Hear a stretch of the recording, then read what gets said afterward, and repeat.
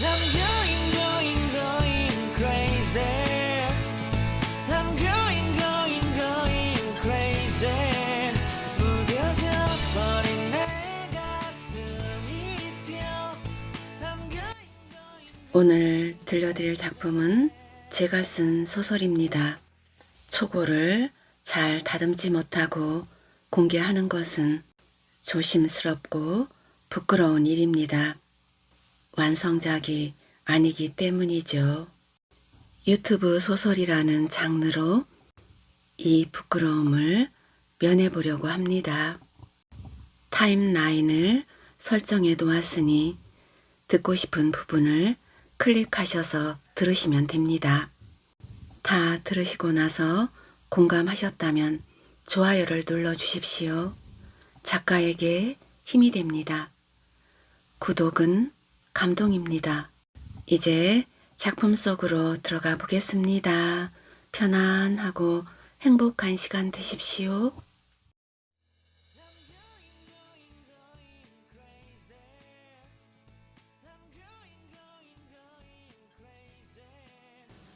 명호가 나요. 잘 지냈냐? 낯선 목소리의 주인공은 금순이었다. 명옥은 그만 휴대폰을 침대 밑으로 떨어뜨렸다. 화영이 언지를 주지 않았더라면 풀죽은 목소리의 주인공이 금순이라는 것을 절대 눈치채지 못했을 것이다. 벼룩도 낯짝이 있다더니 무슨 염치로 전화했을까? 재수없는 년이라는 말이 저절로 나왔다. 금수는 앞뒤다 생략하고 잘 지냈냐라고 물었다. 잘 지냈냐니? 친구를 뭉개놓고 도망칠 땐 언제고 15년 만에 나타나서 괜찮냐고 묻다니. 병 주고 약 주는 거야. 뻔뻔하기 이를 데 없었다. 눈앞에 있다면 뺨이라도 시원하게 올려 붙여야 직성이 풀릴 것 같았다. 금순이와 화영이 활발하게 활동하고 있던 풀립 모임에 들어가는 걸 명옥은 망설였다. 주말을 반납하기 싫어서였다. 주말에 집을 비우는 것은 우미를 방관하는 것과 같았다. 우미는 공부 욕심이 유난히 많은 중3이었고 독서실보다는 집에서 공부하는 걸 좋아했다. 식사는 물론 간식도 챙겨줘야 했다. 우미 아빠는 사찰에서 하는 명상 프로그램과 참선 모임으로 주말마다 집을 비웠다.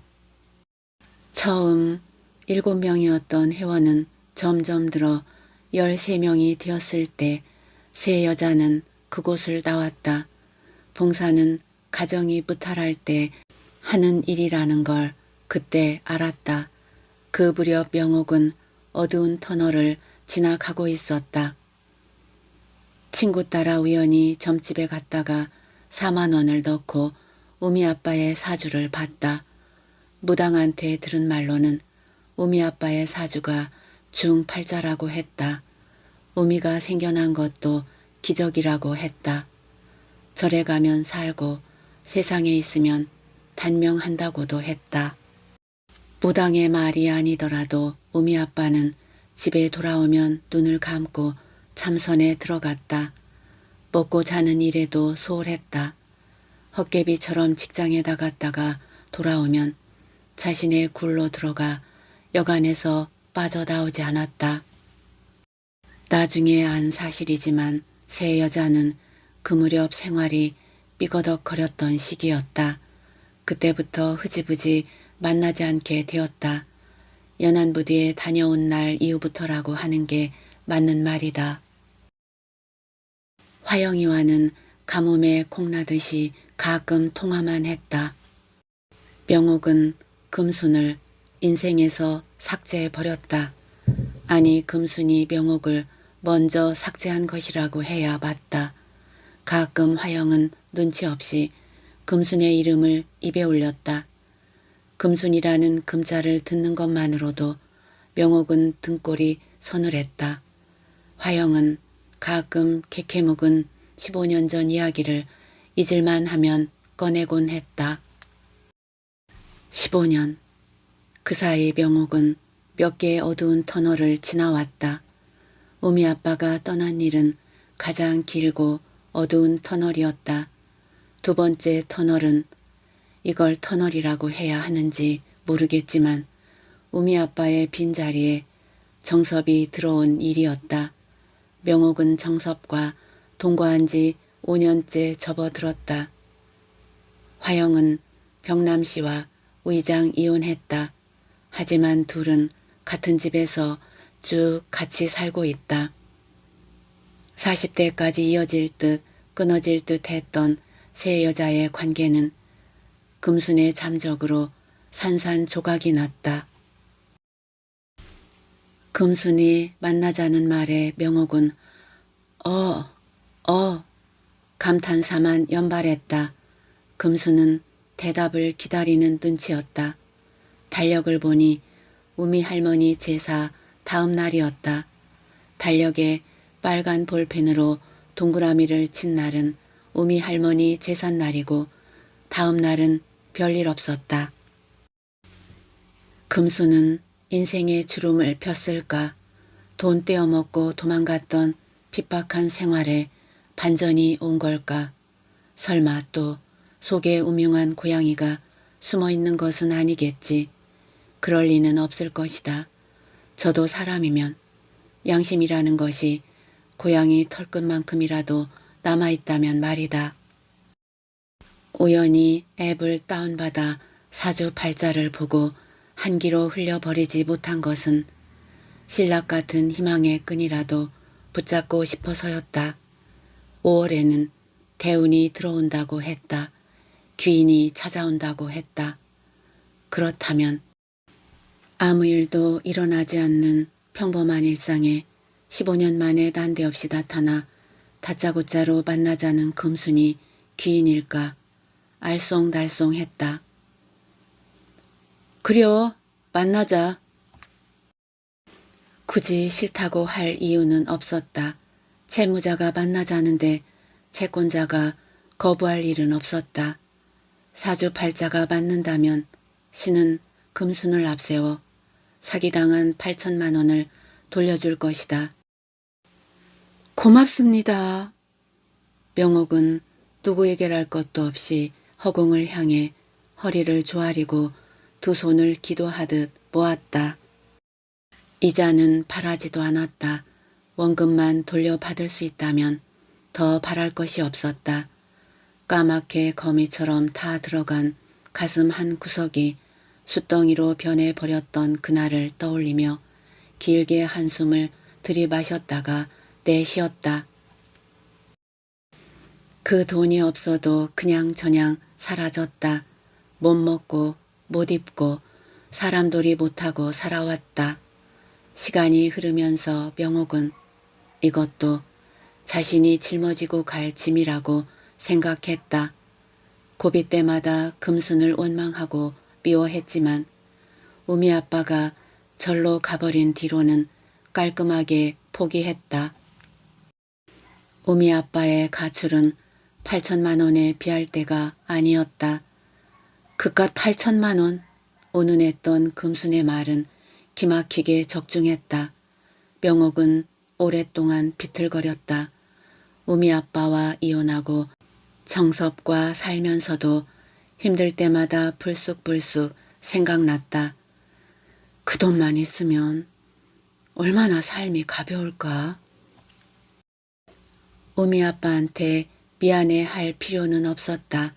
그는 자신의 길을 찾아간 것이다. 결혼 생활 내내 호시탐탐 기회만 노리고 있다가 붙잡을 수 없는 곳으로 살기 위해 도망친 사람이었다. 그렇게 생각하니 숨이 쉬어졌다. 금순을 만나기로 한 날짜가 다가오고 있었다. 금순에 대한 원망했던 마음은 차츰차츰 고마움으로 바뀌었다. 죽으라는 법은 없는 모양이었다. 그냥 그렇게 사라졌듯이 이번에도 살아날 돌파구가 생겨날 줄이야.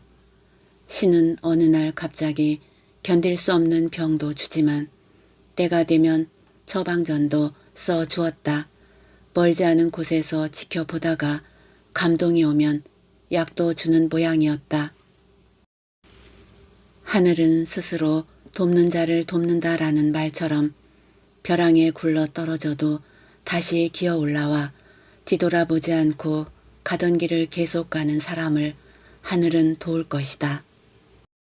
당장 부족한 담보는 1,000만 원이었다. 3일 내 상환하지 않으면 증권사는 이 길 영업일에 반대 매매할 예정이라고 했다. 기한은 영업일 기준 딱 3일이었다. 반대 매매는 이 길 하한가로 던진다면서 정섭은 어린애처럼 팔짝팔짝 뛰었다. 퇴직금까지 몽땅 쏟아부어 산 주식이 다 녹아 없어지고 말 것이라면서 얼굴까지 창백해졌다. 주식을 샀다는 말보다 몰래 퇴직금을 탔다는 말이 더 충격이었다. 콧노래 부르며 조기 은퇴한 까닭을 알게 되었다. 가게 월세가 부족해. 돈 좀 있어? 라고 물으면 딱 잘라 없다고 신경질 내던 정섭이었다. 식자재 대금이 모자라 일주일만 융통해 달라고 사정해도 눈 하나 까딱 안 하던 그였다. 아니, 없으면 없다고 말하면 되지. 왜 신경질을 내고 그래?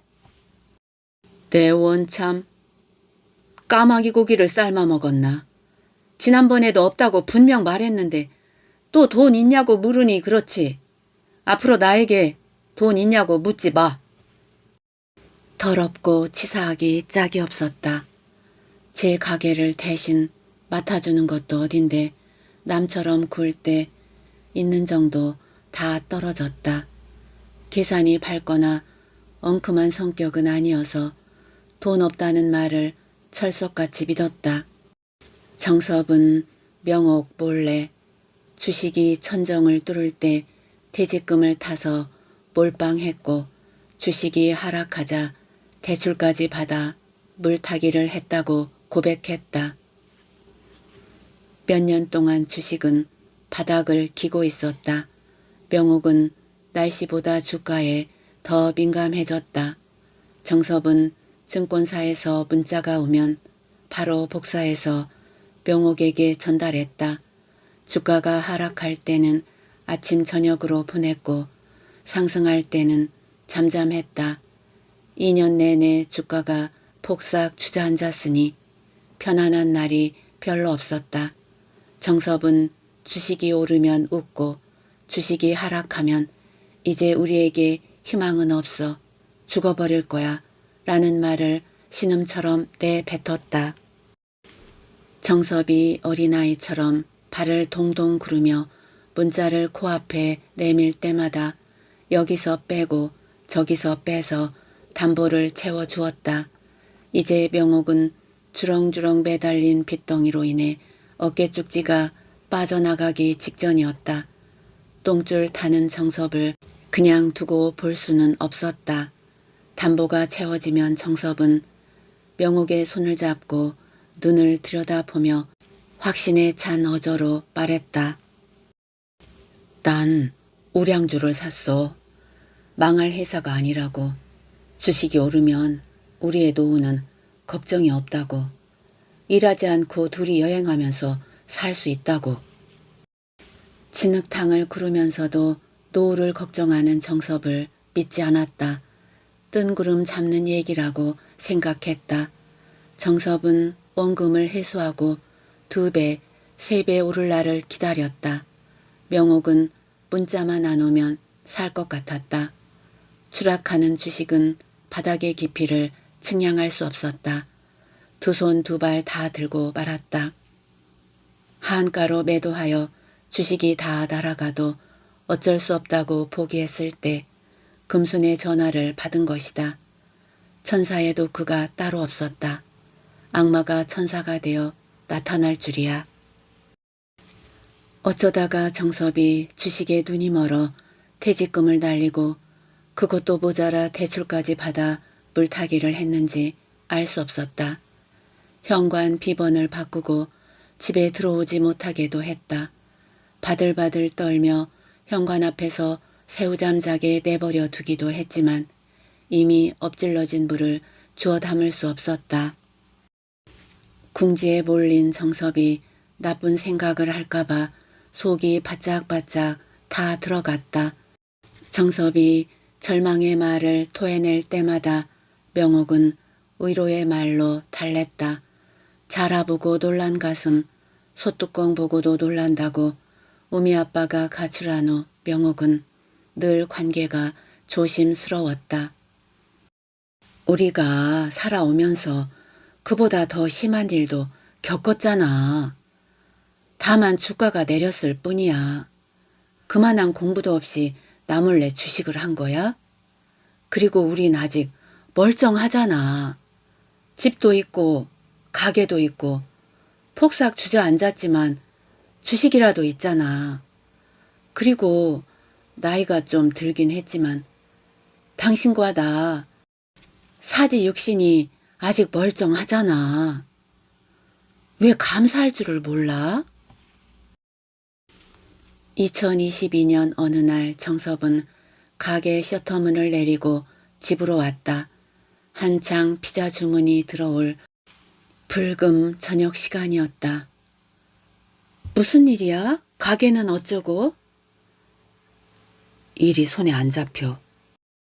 정섭은 힘없이 소파에 주저앉았다. 그의 손에서 휴대폰이 미끄러져 바닥으로 떨어졌다. 명옥은 폰을 주워 들었다. 열려있는 주식창이 온통 시퍼랬다. 정섭의 이마에 흥건한 식은땀을 닦아내며 명옥은 힘을 내자고 욕심을 내려놓자고 설득했다. 명옥이 대신 가게 문을 열었다. 피자에 토핑을 얹으면서 생각했다. 살면서 남에게 잘못한 일을 했는지 더듬어 보았다. 잘못했다면 천벌을 받아 마땅했다. 잘못한 일이 없다고 하기엔 너무 뻔뻔했고 좋은 일을 했다기엔 조금 민망했다. 하지만 한 가지는 자신이 있었다. 명옥은 물질적으로 남을 돕지는 못했지만 스스로를 돕기 위해 무진 애를 쓰며 살아왔다.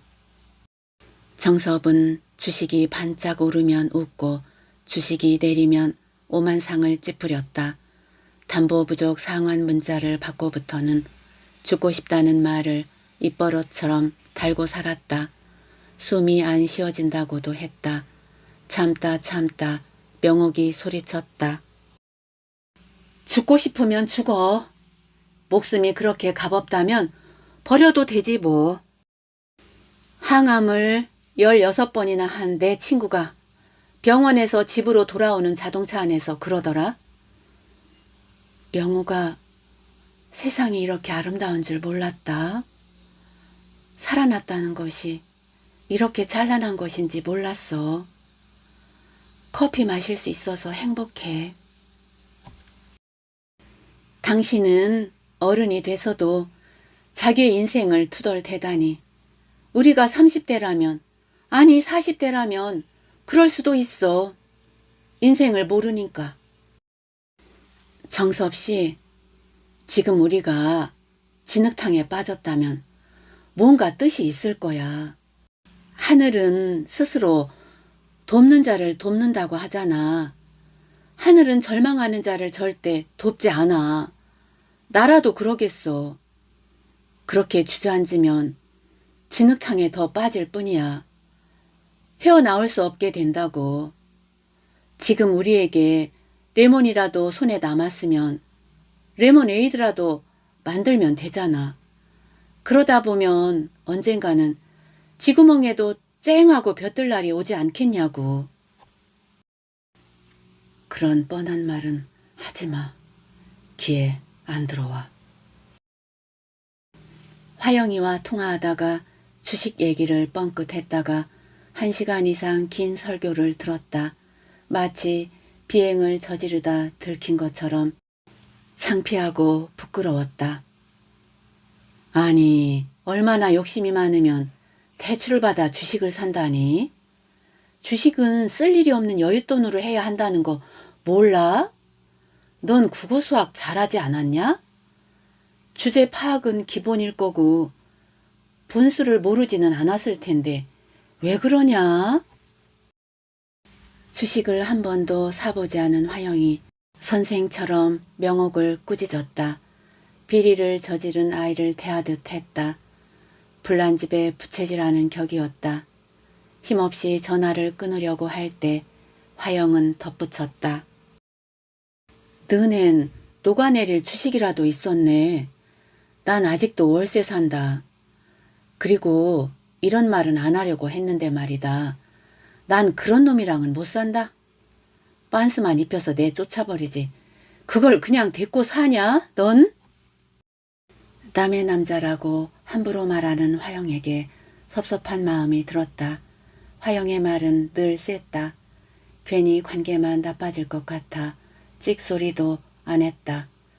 명옥의 기분을 눈치챘는지 화영이 이번엔 언니처럼 다정하게 말했다. 명옥아, 나 같은 사람도 숨쉬고 산다. 힘들면 나를 생각해. 지금 너만 힘든 거 같지? 아니야. 명옥이 너보다 더 힘든 사람들이 세상에는 얼마나 많은지 몰라. 난 이제 알겠더라. 사람들이 겪는 희노애락은 다 똑같다고 생각해. 본인이 어떻게 받아들이냐의 차이일 뿐. 그것을 극복하기 위해 어떤 노력을 했느냐가 중요하다고 생각해. 가끔 법륜 스님을 흉내내는 화영이었다. 명호가 굶어 죽기를 각오하면 자유를 얻게 되더라. 벼랑 끝까지 가보고 나니 알게 되더라. 화영은 벼랑 끝에서 살아 돌아왔다고 했다. 명옥도 벼랑 끝까지 가보았다. 명호가 금순이 성공해서 돌아온 것 같아야. 뜬금없이 널 왜 찾겠냐? 이번에 금순이한테 빌려준 돈 받을 수 있어. 네가 못하면 내가 나서서라도 꼭 받아줄게. 15년 전 기억들이 하나둘 떠올랐다.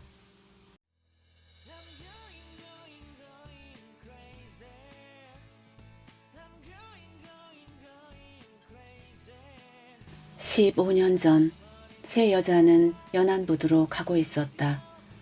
어마어마한 수주를 따냈다면서 금순이 한턱 쏘겠다고 했다. 풀잎의 다른 회원들은 이런저런 핑계를 대면서 나오지 않았고 한때 추억의 교집합이 있었던 화영과 명옥만 참석했다. 출발 하루 전에 금순의 전화를 받았다. 명옥아, 이번에 제대로 쏘고 싶다야. 시내에서 말고 연안부두 가서 한턱 쏠게. 너 자동차 가지고 올 수 있지? 나 운전면허 딴 지 얼마 안 돼야. 왕초보라고. 난 운전면허는 없지만 내가 이래봬도 인간 내비게이션 아니냐. 내가 옆에 앉아서 길 안내할 테니 걱정일랑 꽉 붙들어 매시라고. 60개월 할부로 산 아반떼 첫 시승을 그날 했다. 출발할 때 명옥은 카스테로로 비발디의 사계를 틀었다. 가을이 무르익는 10월에 금순과 화영은 차 문을 내리고 고즈넉한 들판을 지나며 음악을 듣고 있었다. 초보 운전 명옥이 운전대를 바짝 잡았고 조수석에 금순이가 타고 뒷좌석에 화영이 탔다. 셋은 한껏 들떠 있었다. 인천, 그것도 연안부두에 다시 간다는 일은 달뜬 설렘을 안겨주었다. 그리움과 추억과 기다림이 어려있는 연안부두에서 청춘의 한때를 돌려받을 수 있을 것 같았다. 애곽도로를 막 들어섰을 때 차창 밖을 내다보던 금순이 갑자기 뒤를 돌아보며 물었다. 화영아, 병남씨 오늘 뭐하냐? 화영이 대답이 없었다. 자동차 안은 침묵이 감돌았다. 분위기가 이상하다고 느낀 명옥은 음악을 끄고 운전하면서 뒤를 돌아다 보았다. 화영은 굳은 얼굴로 입을 꽉 다물고 있었다. 명옥이 놀라서 물었다. 화영아, 왜 그래? 금순이도 다시 뒤를 돌아다 보았다. 내 남편이 뭐하든 네가 무슨 상관이냐. 화영의 말은 뾰족했다. 자동차 안은 찬물을 끼얹은 듯 냉랭한 기운이 감돌았다. 자동차는 일곽도로를 벗어나 해변도로로 접어들었다. 화물을 가득 실은 덤프 트럭들이 빠른 속도를 내며 연달아 지나가고 있었다. 겁이 난 명옥은 어깨를 바짝 앞으로 당기고 운전대를 두 손으로 꼭 움켜쥐었다. 분위기를 바꾸려는 듯 애쳤다. 야, 바다다. 역시 연안부두는 공기부터 달라. 아무도 대꾸하는 사람이 없었다. 침묵하던 금순이 뒤를 돌아보며 입을 떼었다. 목소리는 낮게 잠겨 있었다. 내가 잘못했냐? 병남씨가 뭐하든 무슨 상관이냐니. 그럼 안부를 물은 건데 그게 그렇게 화낼 일이냐? 네가 언제부터 병남씨한테 관심 있었다고 그런 걸 다 묻냐? 물을 수도 있지. 지금 그게 그렇게 잘못된 일이냐? 난 네 남편이 뭐하든 관심 없어. 넌 왜 관심 쓰는데? 참 어이가 없네. 화영이 너 오늘 진짜 개팍하다. 개팍한 건 내가 아니고 너야. 아니 그런 말도 못한다면 우리가 친구라니? 우리가 언제 친구였니? 그냥 사회에서 알게 된 관계 아니냐? 화물을 산더미처럼 실은 덤프트럭이 줄지어 속도를 내며 옆 차선을 지나가고 있었다. 금순이 시끄럽다며 윈도우를 올렸다. 초보 운전이라 차선을 바꾸지도 못하고 직진만 하던 명옥이 소리를 질렀다. 차 문 내려. 안개가 껴서 앞이 안 보이잖아. 금순이 말했다. 윈도우 브러쉬 작동해. 못해. 어디에 뭐가 붙었는지 아직 모른다고. 차 문을 내리자 바닷바람이 비릿하게 들어왔다. 소금기 가득한 바닷바람에 머리카락이 휘날려 시야를 가려도 명옥은 꼼짝할 수 없었다. 화물을 잔뜩 실은 덤프 트럭들이 1차선으로 연신 줄지어 지나가고 있었다. 2차선으로 바꾸면 속도를 내지 않아도 될 텐데 차선을 바꿀 수 없었다. 금순이 앞을 보며 말했다. 잔뜩 화가 난 목소리였다. 오늘 금순도 예전과 좀 달랐다. 화영이도 말 잘했다. 어디 다시 한번 짚어보자. 내가 병남씨 오늘 뭐하냐고 물은 게 그렇게 잘못된 거라니? 덤프트럭이 속도를 내라고 뒤에서 비상등을 켜댔다. 지나가던 트럭들이 클렉선을 울리고 지나갔다. 명옥이 소리쳤다. 제발 그만해라. 위험해. 연안부두에 도착했을 때 명옥은 집으로 돌아가고 싶었다. 무료 주차 서비스를 주는 횟집을 찾아 들어갔다. 연안부두에선 차편이 없어 화난 화영이도 금순이도 팽안이 따로 집으로 돌아갈 수는 없을 터였다. 세 여자는 바다가 한눈으로 내려다 보이는 창가에 자리를 잡았다. 여객선이 바다 위를 느리게 지나가고 있었다. 갈매기들이 도리를 따라가고 있는 게 보였다. 세 여자는 말없이 우적우적 해를 먹었다. 금순도 화영도 명옥도 말 한마디 하는 사람이 없었다. 횟집을 나와 카페로 갔다. 전망 좋은 자리에 자리를 잡고 앉아 커피를 시키고 창밖으로 펼쳐지는 바다를 바라보았다. 명옥은 조마조마했다. 금순이 다시 화영에게 너 오늘 왜 그러냐고 따질까봐 안절부절 못했다. 화영은 얼굴이 점차 차분해지고 있었다. 다행히 아무도 자동차 안에서 있었던 말은 꺼내지 않았다. 병남 씨가 어떤 아는 여자와 사업을 시작했다던 말을 들었다. 한 달 전 화영이 명옥을 집으로 초대해서 갔다. 집에 들어서자마자 우미 아빠는 화영이 딸 둘에게 용돈을 주었다. 병남 씨는 사업 설명의 광고지를 우미 아빠에게 내밀었다. 나노, 면역, 세포, 에너지 등 큰 글자만 눈에 들어왔다. 돌아오는 자동차 안에서 우미 아빠가 말했다. 사업이 되겠어? 밑그림은 그럴싸한데 아무나 사업을 하냐고. 아니 왜 시작도 하기 전에 초를 쳐? 부정타게. 도와줄 것도 아니면서 왜 그런 말을 하냐고. 그 말도 못해? 왜 당신이 더 난리야? 속상하니까 그러지. 왜 속상하냐고. 사업 자금이 부족하다고 했는데 없다고 했으니까 그렇지. 우산을 씌워주지는 못할 망정 왜 우산을 뺐냐고. 내가 언제 우산을 뺏었냐? 언제 내가. 은유도 몰라? 둘은 자동차 안에서 말싸움을 하다가 서로 한마디도 하지 않고 차에서 내려 집으로 들어가 각자 씻고 잤다. 화영의 안색이 차분해진 것을 본 금수는 노래방비도 쏘겠다며 가자고 했다. 맨 먼저 마이크를 잡은 건 명옥이었다. 가을 분위기에 맞게 눈을 감고 세월이 가면을 불렀다. 눈을 떴을 때 금수는 홀에 나와 탬버린을 치며 이리저리 몸을 흔들며 율동을 하고 있었다. 화영은 어두컴컴한 구석에 앉아 두꺼운 노래책을 침발라 넘기며 곡을 찾고 있었다. 노래가 끝나자 화영이 마이크를 잡았다. 어쩌다 한번 오는 저 배는 무슨 사연 싣고 오길래.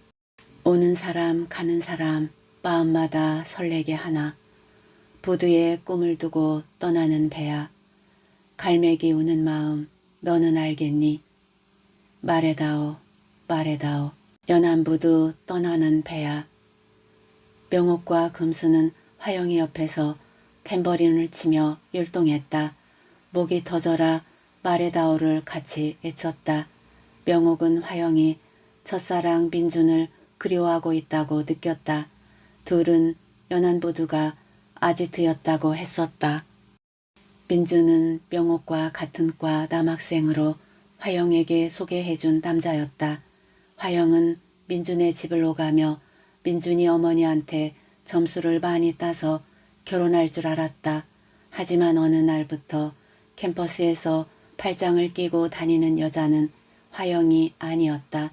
화장을 짙게 한 화류계 여자처럼 보이는 천박한 여자와 민준은 죽고 못 살았다. 민준은 수업에 자주 빠졌다. 어떤 날은 술 마신 상태로 수업을 듣기도 했다. 술 냄새가 코를 찔렀다. 명옥은 민준의 파트너가 새로 생겼다는 말을 화영에게 말하지 않았다. 올곧은 화영은 발랑 까진 민준의 상대로 역부족이었다. 말이 없어진 화영을 보면서 명옥은 민준을 소개한 자신의 발등을 찍었다. 연안부두에서 돌아오는 자동차는 고요했다. 모두 청춘의 어느 한때를 추억하며 바깥 세상을 감상하고 있었다. 잘 먹었다는 인사도 못하고 헤어져 각자 집으로 왔다. 다음 날 금순이 전화했다.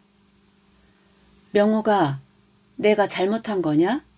난 아무리 생각해도 화영이를 이해할 수가 없다야. 아니 병남씨 오늘 뭐 하느냐 묻는 말이 그렇게 잘못된 말이냐고. 금수는 연안부두에서처럼 아직 화가 가시지 않은 것 같았다. 나도 잘 모르겠어. 그런데 금순이 너 어제는 왜 그냥 넘어가지 않았냐? 평소에는 안 그러잖아. 끝까지 둘 다 물고 늘어지니 말이야. 넌 그 자리에 있었으면서 그렇게 말하냐? 그래도 마무리는 나쁘지 않아서 다행이야.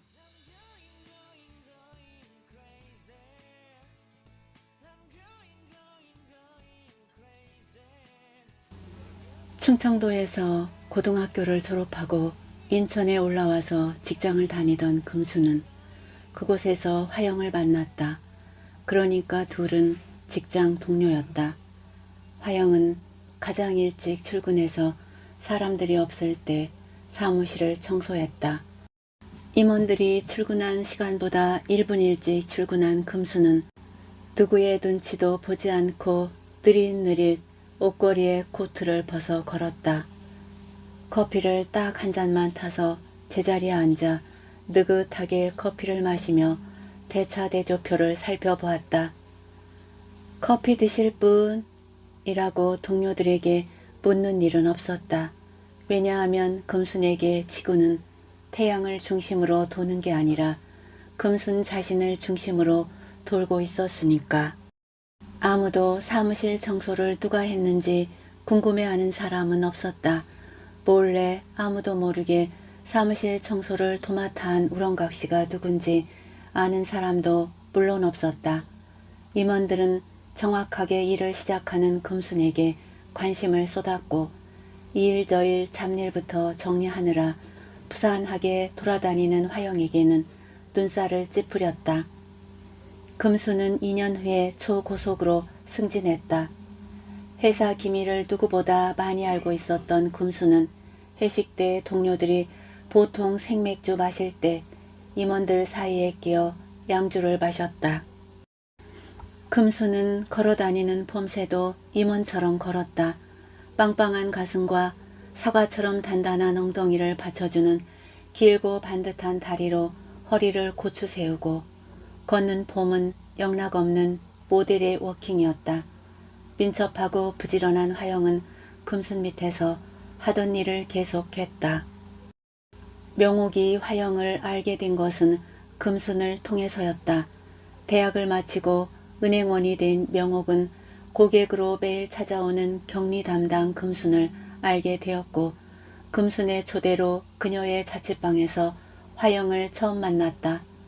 금순과 명옥은 우연히 고향이 같았다. 명옥도 금순도 애로웠다. 그 허전함을 가득 채워준 것은 인천 토박이 화영이었다. 그때부터 달라도 너무 다른 세 여자는 가끔 만났다.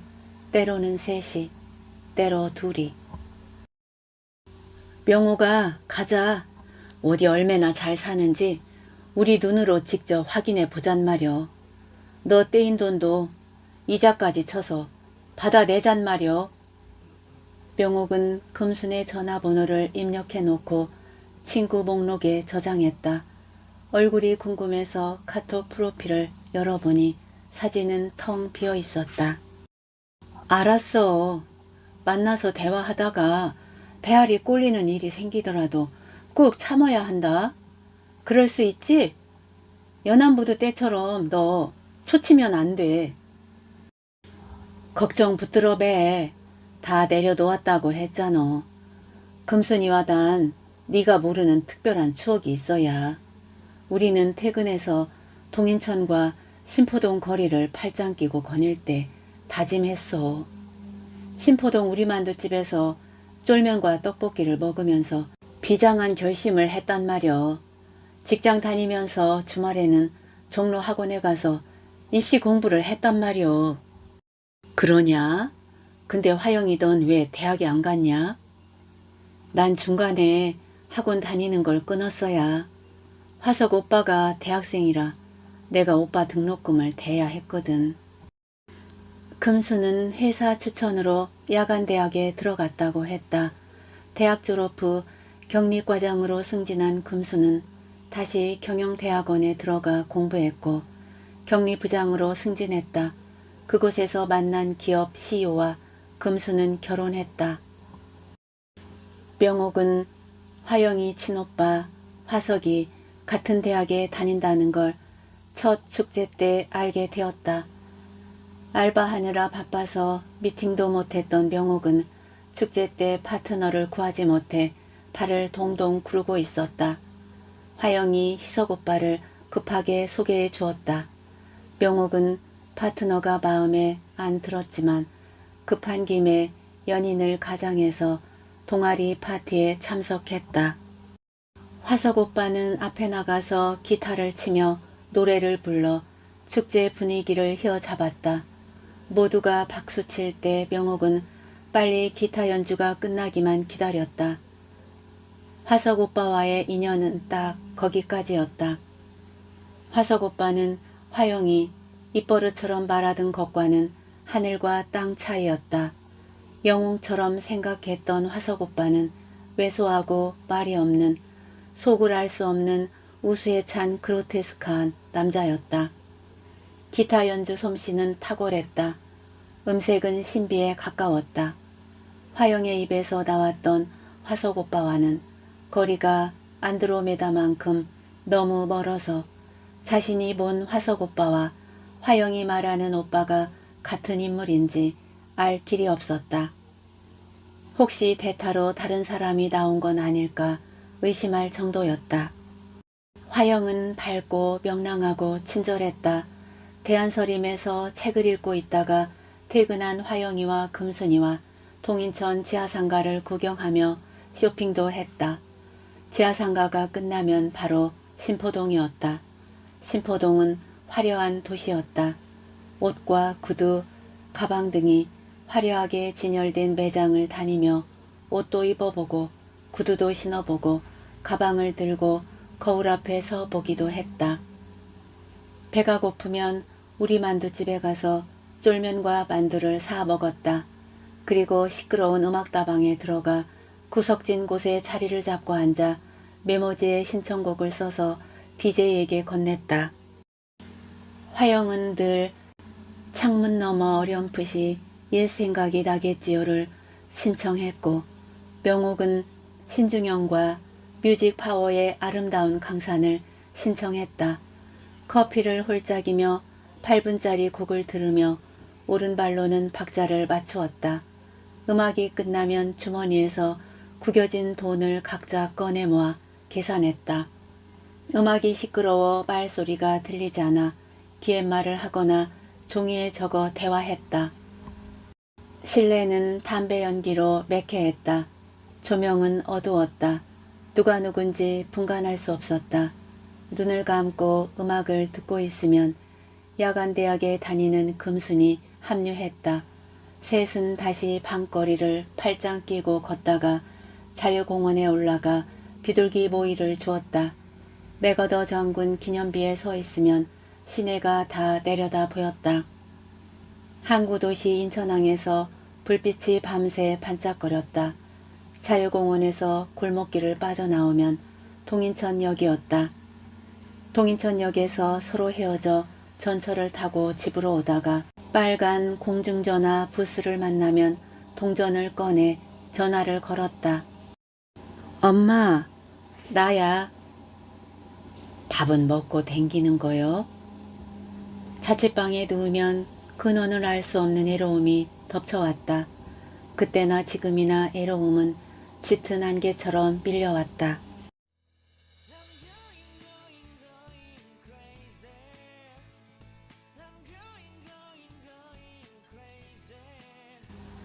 연안부두에서 돌아와 며칠 지났을 때 퇴근한 우미 아빠가 똥마려운 강아지처럼 명옥 주변을 서성거렸다. 몹시 불안한 제스처였다. 왜? 무슨 일 있어? 저 당신 금순 씨랑 친하지? 글쎄 20대 때는 힘들 때 찾아오기도 했었는데 결혼하고 나서는 많이 달라졌어. 남편이 잘 나가서 그런가 봐. 거리 두기를 하더라고. 우리와 수준이 안 맞는다고 느끼는 모양이야. 왜? 금순 씨 남편이 사무실로 찾아왔더라고. 금순이 남편이? 화영이 남편이 아니고? 당신을 얼마나 안다고 사무실로 찾아와? 글쎄 말이야. 무슨 일로? 처음엔 투자를 권유하더군. 어떤 투자? 양평에 전원주택을 지어 분양한다고 하더군. 택지 비용만 내면 텃밭이 있는 멋진 주택을 지어준다는 거야. 마당에 해먹도 있고 수도와 잔디밭도 있는 말로만 듣던 그림 같은 전원주택이었어. 봤어? 응. 견본 주택을 지어 사무실로 사용하고 있더라고. 입주한 사람들도 있는데 만족도가 아주 높다더군. 어떻게 땅값만 받고 이렇게 아름다운 집을 지어줄 수 있냐고 고맙다고 한다는 거야. 땅값만? 어떻게 그럴 수 있지? 이동식 주택이니까 건축비가 적게 들었겠지. 이동식 주택이면 땅만 있으면 옮겨와도 되는 거야?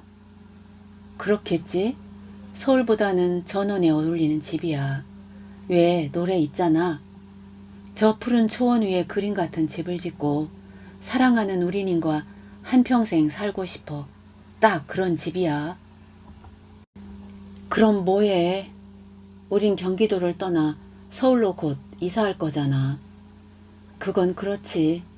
미리 분양받아 놓고 별장처럼 사용해도 좋을 것 같더군. 지금도 대출 만땅 받아 버거운데 별장까지? 에이, 신경 꺼. 서울 아파트로 옮겨가느라 여유가 없다고 거절했어. 그랬더니 그럼 그 돈 좀 잠깐 쓰면 안 되겠냐고 묻더군. 공사 대금이 늦어져서 일이 꼬였다고. 오늘 법원과 관청 들어갔다 나왔다고. 모레면 풀린다고. 한 이틀만 쓸 수 없겠느냐고. 얼마를? 8천만 원. 1,000억대 수주 받아놨다면서 8천만 원이 없대? 들어올 때는 밀물처럼 들어오는데 빠질 땐 썰물처럼 싹 빠져나간다네. 도도한 금순이도 별게 아니었네. 당신 아파트 잔금 받았다는 말 금순 씨한테 했어? 그날 아반떼 시승식도 했는데. 빚내서 이사하는 게 뭐 자랑이라고 그런 말을 해. 아반떼를 할부로 샀는데 시승식까지 했다고? 그럼 어떻게 해? 금순이가 한턱 쏘겠다는데 어떻게 가만히 있어. 연안부도 가자는데 차 없이 어떻게 가. 그리고 나밖에 운전을 못해. 이상하군. 애교적인 전략 같은데. 애교? 전략? 무슨 뜻이야? 혹시 빌려준 거야? 돈 있는 거 알고 왔는데 어떻게 없다고 해. 8천만 원만 있으면 풀린다고 해서 빌려줬지. 그런데 당신한테는 절대 말하지 말라고 부탁하던데. 알게 되면 금순 씨한테 이혼당한다고. 모레면 준다니까 일단 모른 척 하고 있어.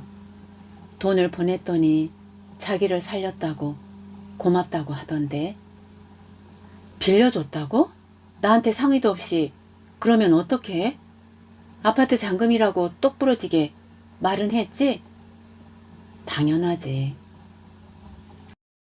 연안부도 갔을 때 서울로 이사한다는 말을 했다. 1,000억대 수주받았다는 말을 길 가다가 1,000원짜리 주운 것처럼 아무렇지 않게 말하길래 명옥도 아무렇지 않게 말했다.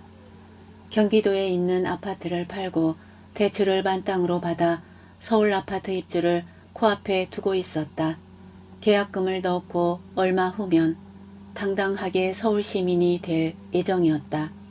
그러니까 돈이 있는 건 아니었다. 그건 아파트 잔금이었으니까. 뭔가 잘못되어 가고 있다는 생각이 몰려온 것은 화영의 전화를 받고부터였다. 온몸에 진땀이 배었다. 흐르는 땀보다 더 잔인한 고통이 밀려왔다. 금순이 남편이 시행사를 한다면서 그것은 무에서 유를 창조하는 일이라고 말했다. 무슨 말이야. 무에서 유를 창조한다니. 그럼 시행하는 일이 예술가들이라는 거야? 바로 그거야. 돈 버는 일을 종합예술처럼 하는 거지. 어떻게? 아휴 답답해. 넌 꼭 말을 다 씹어서 입에 넣어줘야 하니? 대충 감이 안 오냐? 전혀. 그러니까 금순이년이 지 남편 시켜서 돈 빌리게 시키지. 지는 뒤로 쏙 빠지고 말이야. 경제학에서 레버리지를 빌려오고 또 뭐냐 철학에서 협상을 따오고 경영학에서는 인간관리를 교양학에서는 리베이트를 따오는 거지. 작은 문제가 생겼다고 하지만 곧 풀린다고 이틀 후에 갚겠다고 했다는데도 이상하게 심장이 자꾸 떨린다고 우미 아빠는 금순이 남편은 돈을 받자마자 그 자리에서 이틀이면 갚겠다던 말을 일주일 안에 갚겠다는 말로 바꾸더라며 그 부분이 영 걸린다고 했다. 명옥은 심장이 터질 것 같았다. 약속한 일주일이 지나도 잔금날 하루 전에도 금순이 남편은 연락이 없었다. 명옥은 우미 아빠와 저녁 때까지 초조하게 기다렸다. 명옥은 불안해졌다. 망설이다가 금순에게 전화했다.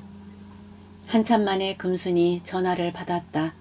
전화를 받은 금순은 명옥이 말할 때까지 아무 말도 하지 않았다. 평소와 다르다고 느꼈다. 명옥은 금순이 먼저 돈 얘기를 꺼낼 줄 알았다. 하지만 금순은 돈을 빌려간 사실을 모르는 사람처럼 굴었다. 명옥이 말을 꺼냈다. 금순아, 너 남편이 돈 빌려간 거 아직 안 들어왔다. 글쎄 말이다. 왜 그럴까? 금순이 오히려 명옥에게 대묻고 있었다. 왜 그럴까라니. 금순은 왜 남의 일처럼 거리두기를 하는 것일까? 명옥은 금순이 묘한 화법을 쓴다고 생각했다. 전지적 작가 시점으로 얘기하는 금순에게 화가 났다. 금순이가 모호하게 나온다면 명옥이만이라도 명확해야 했다. 금순아, 왜 낱말하듯 하는 거야?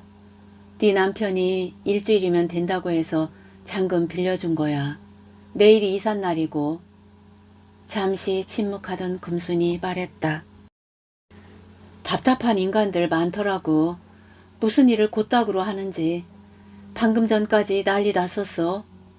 공무원들 얼마나 무능한지 너 모르지? 진즉 해결할 것을 꽉 막힌 공무원 하나가 꼬장 부리는 바람에 일이 꼬였어. 어쩜 그리 일을 제대로 못하지? 명옥은 금순이 이상하다고 느꼈다. 곧 죽어도 자신이 상급 공무원인 양 하급 공무원의 업무 능력을 나무라고 있었다. 명옥은 자신이 업무 능력이 떨어진 하위 공무원이라도 된 듯 얼굴이 벌개졌다.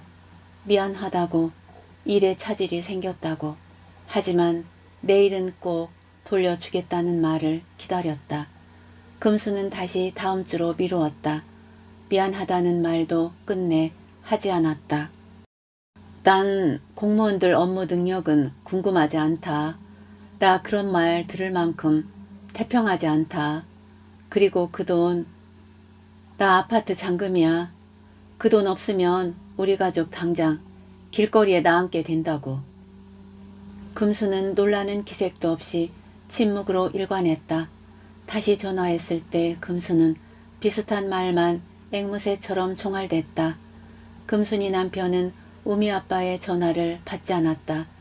명옥이 또 전화했을 때 금순이 전화기에 대고 악을 썼다. 넌 내 생각은 안 하지? 넌 그깟 8천만 원이지만 난 어떻겠니? 내가 얼마나 힘든지 친구로서 생각은 해봤니?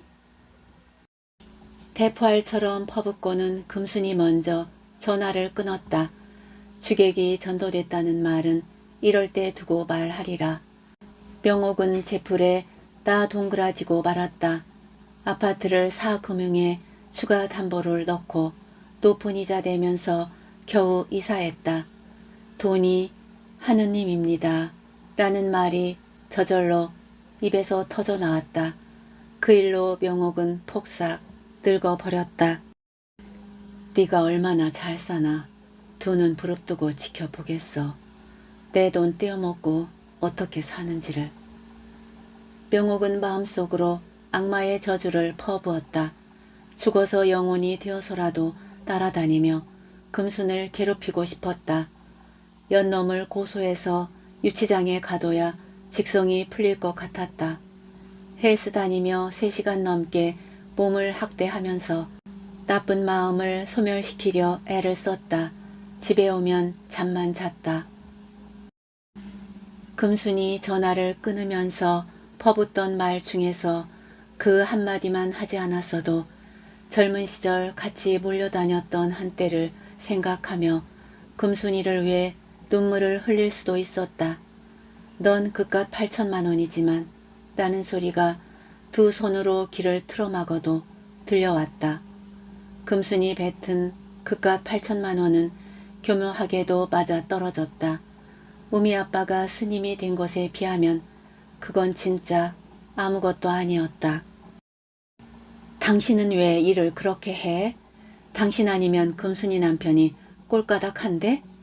잘 나가는 부부일에 왜 당신이 있는 척 하냐고. 있는 척 하길. 없어요 하면 될 일을 왜 그 말도 못하느냐고. 당신 바보 천치야? 없다는 말은 곧 죽어도 못하지? 있는 척 뽐내고 싶었지? 죽는다고 매달려도 금순이네는 우리보다는 100번 1000번 다. 알겠어? 이 비용신아. 내 친구야? 금순씨는 당신 친구잖아. 금순씨? 지금 금순씨라고 했어? 당신은 배알도 없냐? 금순이라는 이름 잘근잘근 씹어먹어도 시원찮은 마당에 곧 죽어도 금순씨라고? 나 금순이랑 원래 친하지 않았어. 그래, 금순이 그 개같은 년이 내 친구라 치자. 그럼 왜 나를 두고 금순이 남편이 당신을 찾아갔을까? 다 금순이 년이 시킨 거 아니냐고. 당신을 물로 본 거야. 우릴 물로 본 거라고. 꼭 그렇게 말해야 해? 나도 다 생각이 있었다고. 생각? 무슨 생각? 당신 전원주택에서 살고 싶어 했잖아. 시끄러운 서울을 떠나고 싶어 했잖아. 8천만 원이면 택지를 분양받을 수 있다면서 원하면 영순위로 우리에게 준다고 했어. 이동식 전원주택 멋지게 지어 당신은 강아지 기르고 나는 텃밭 가꾸며 살려고 그랬지. 전원주택 좋아하시네. 금순이 남편은 지 돈은 1원도 안 넣고 다 남의 돈 끌어들여서 예술하듯이 시행을 한대. 그게 사기 분양하고 다를 게 뭐야? 명옥은 화영에게서 들은 정보를 사실인 양 쏟아냈다. 앞으로 내 생각해서 라는 말은 하지마. 부탁할게. 당신은 나한테 손톱만큼도 도움이 된 적이 없어. 늘 방해만 된다고. 우미 아빠는 그래, 내 잘못이다 라고 자신의 왼쪽 가슴을 오른 주먹으로 탁탁탁 3번 쳤다. 그러더니 1년을 못 버티고 다니던 회사에 사표를 던졌다. 퇴직금을 받아 급한 불은 껐다. 그리고는 집을 나가버렸다. 그는 조용히 혼자 살고 싶다고 했다. 원래 중8자였는데 어쩌다가 명옥을 만나 세상 풍파 겪으며 어지러운 세상 살게 되었는지 길을 잘못 들었다고 했다. 자신이 어느 절에서 온만이 반매음을 읊고 있는지 알려주지 않았다. 명옥은 우미 아빠가 모질다고 생각했다. 혈육과 가족에게 철저하게 거리를 두었고 한 점 혈육인 우미에게조차도 무정했다. 명옥은 기쁜 마음으로 8천만 원의 용도를 노트에 썼다. 정섭의 주식계좌에 대출금 1,000만 원 쓰다가 지우고 2천만 원이라고 썼다. 주식은 언제 또 하락할지 알 수 없는 일이었다. 트럼프가 관세를 더 때려 주가가 또 하락한다면 추가 담보를 넣으라고 또 연락이 올 것이다. 그건 검찰에서 부르는 것보다 더 큰 중압감으로 정섭을 압박할 것이다. 정섭이 나쁜 생각을 할까봐 노심초사하는 일이 많아졌다. 명옥은 우선 정섭부터 살려야겠다고 마음먹었다. 나머지는 꼭 쓸 데가 있었다. 그동안 모른 채 해왔는데 돈이 생겼으니 우미에게 다만 얼마라도 보내주고 싶었다. 우미가 이사했다는데도 모른 척했다. 빚쟁이 주제에 더 빚을 만드는 걸 딸은 원치 않을 것이다. 우미에게는 아낌없이 주고 싶었지만 1,000만 원, 옥순에게는 100만 원이라고 썼다. 순미에게는 20만 원, 그리고 화영에게도 20만 원은 주고 싶었다. 정섭에게는 비밀로 해야겠다고 생각했다. 나머지는 통장에 넣고 가게 월세가 부족하면 충당하고 관리비, 식자재비에 쓸 요량이었다. 이젠 편안하게 쫓기지 않고 살아보고 싶었다. 명옥은 옥순 100만 원을 붉은 펜으로 지우고 50만 원이라고 고쳐 썼다. 우선 나부터 살고 보자는 생각이 고개를 바짝 쳐들었다. 명옥은 돈이 손에 들어오기라도 한 것처럼 설레었다. 마치 로또에 당첨이라도 된 것 같았다. 좋은 기운이 빠르게 다가오고 있었다. 우연히 유튜브를 검색하다가 어떤 알고리즘을 타고 왔는지 사주팔자가 자꾸 나타났다. 명옥은 앱을 깔고 신점을 보았다. 5월에는 대바군이 터진다고 했다. 멀리서 기인이 찾아와 명옥을 돕는다고도 했다. 지금은 5월 중순, 대바군이 명옥에게 서서히 다가오고 있었다. 전생을 리딩해보면 명옥이 한때 배고픈 사람에게 먹을 것을 나눠줘서 이 생에 복이 굴러 들어온다고 했다. 명옥은 속으로 외면했던 무속과 샤머니즘에도 어떤 질서가 있다는 걸 깨달았다. 명옥은 이제부터라도 예전처럼 질서 쪽으로 들어가고 싶었다.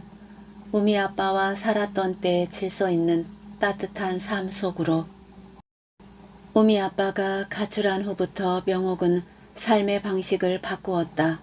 남보다는 나를, 나부터 살고 봐야 한다는 생각이었다. 신점은 어메이징했다. 빨간색이 운을 돋운다고 했다.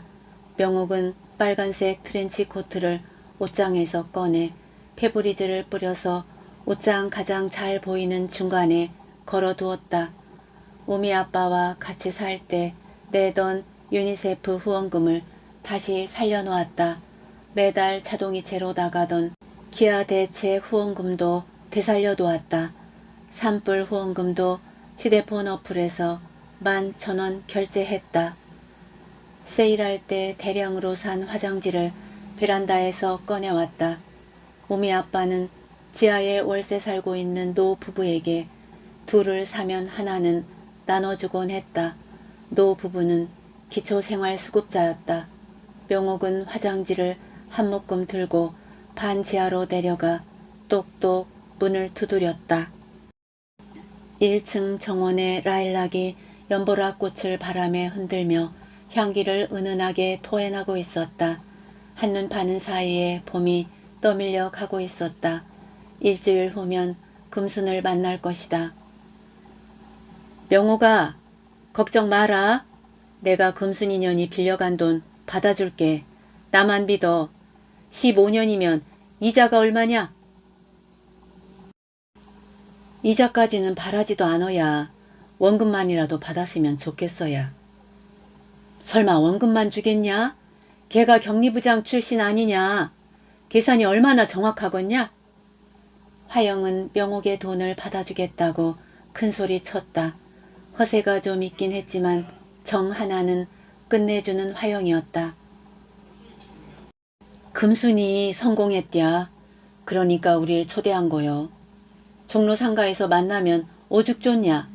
굳이 잠실까지 오라고 하는 데는 다 이유가 있는 거야. 집 자랑하고 싶은 거지. 왜 안 그렇겠냐. 너 돈 떼어먹고 도망갔다가 다시 우릴 찾는 데는 이유가 있는 거야.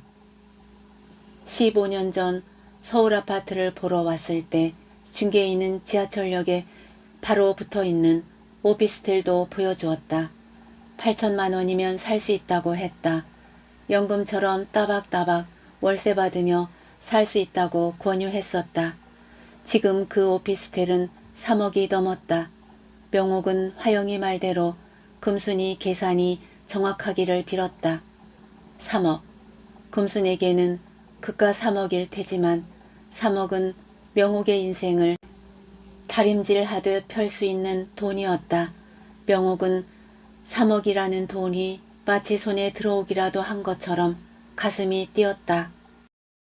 우미 아빠가 떠나고 우미와 둘이서 살던 명옥은 다시 혼자가 되었다.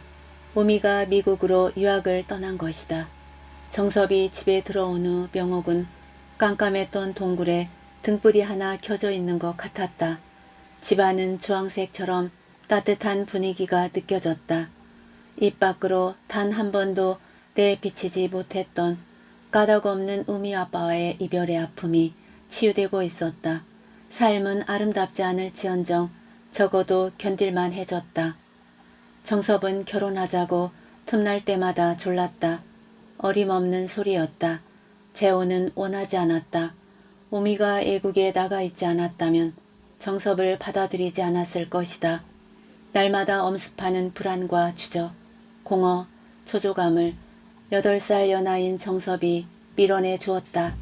삶은 유한한 것, 언젠가는 하직할 날이 올 것이다. 그날을 같이 맞이하자고 정섭과 약속했다. 그날이 다가오면 둘은 음식을 먹지 않고 나란히 누워 육체가 소멸하기를 기다리기로 했다. 죄를 짓지 않고 세상을 하직할 수 있는 유일한 방법이었다.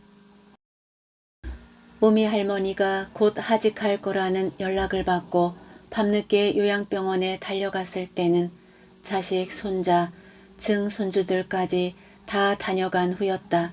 병실에는 스님인 우미 아빠 혼자 있었다. 우미는 비행기를 타고 오는 중이었다.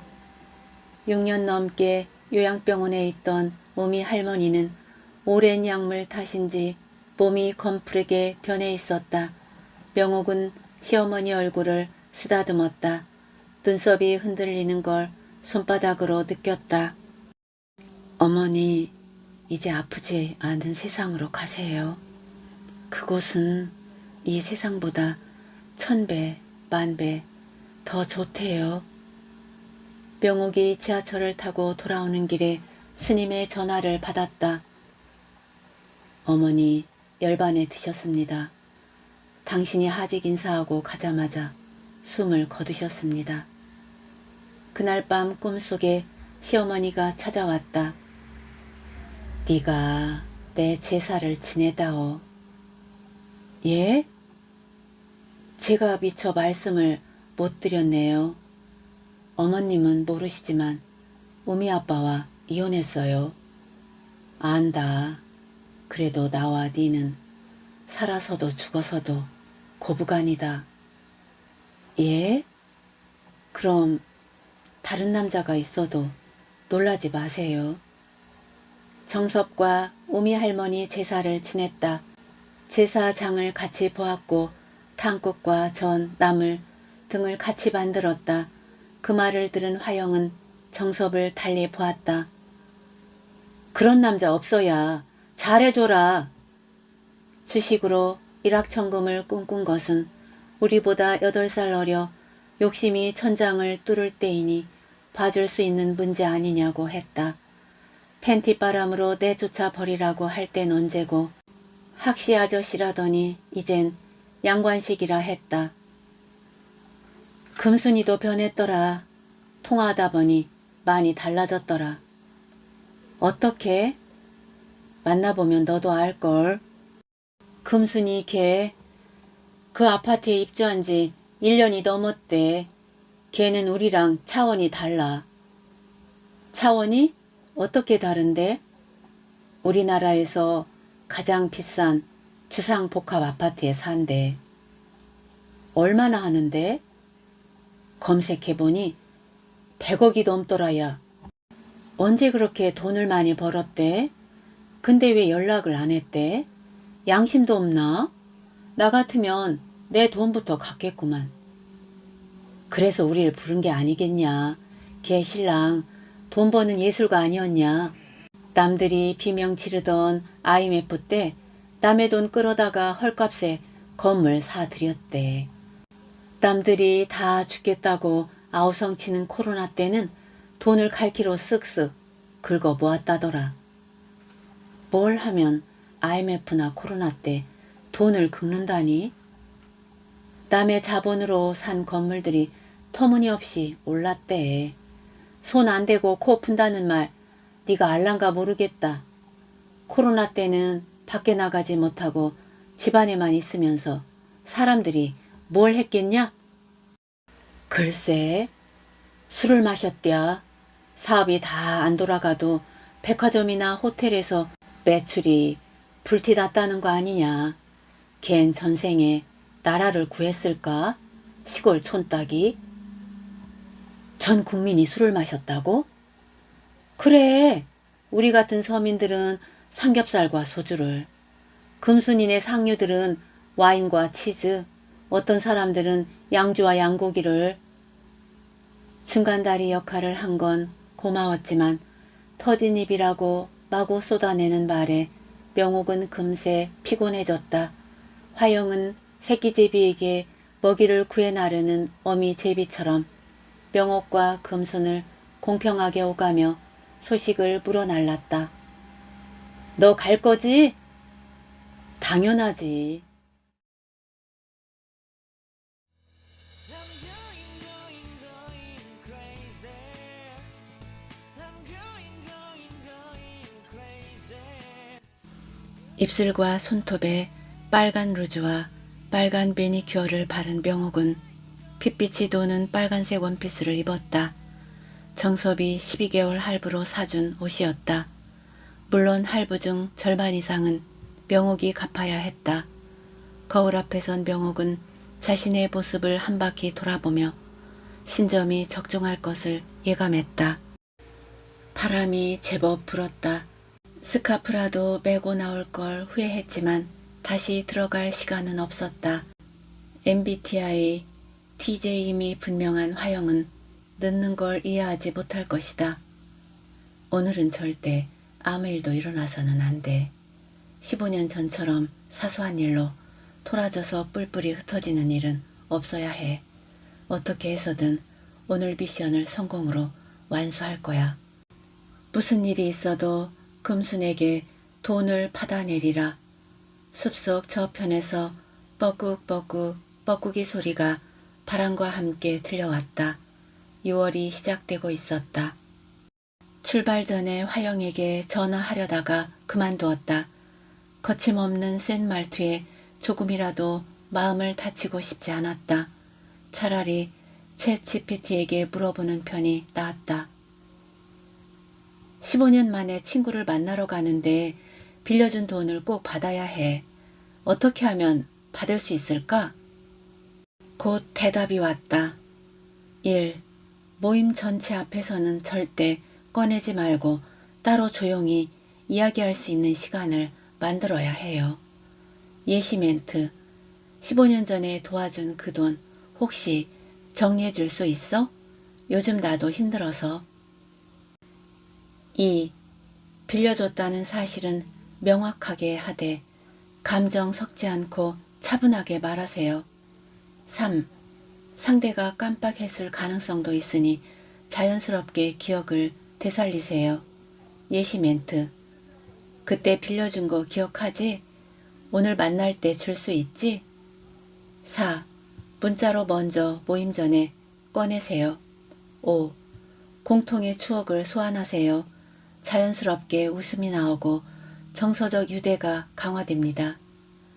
돈 이야기는 어렵지만 예의와 신중함을 지키면 우정도 지키고 받을 수도 있습니다. 필요하면 상황에 맞는 대사 예시도 더 도와드릴까요? 됐어. 약속 시간 2시간 전에 집을 나섰다. 정류장에 나가니 광화문으로 가는 광역버스가 왔다. 운정에서 서울역까지 GTX를 타면 30분도 안 걸리는 것을 알았지만 빨간색 버스를 타기로 마음먹었다. 빨간색이 기인에게 데려가 준다고 했으니까 빨간색 광역버스를 타고 광화문에서 내렸다. 광화문은 데모로 난리 법석이었다. 비상계엄령 이후 세상은 흉흉해졌다. 진보정당 대통령이 선출되었지만 반대파들은 구속이라는 피켓을 들고 데모를 했다.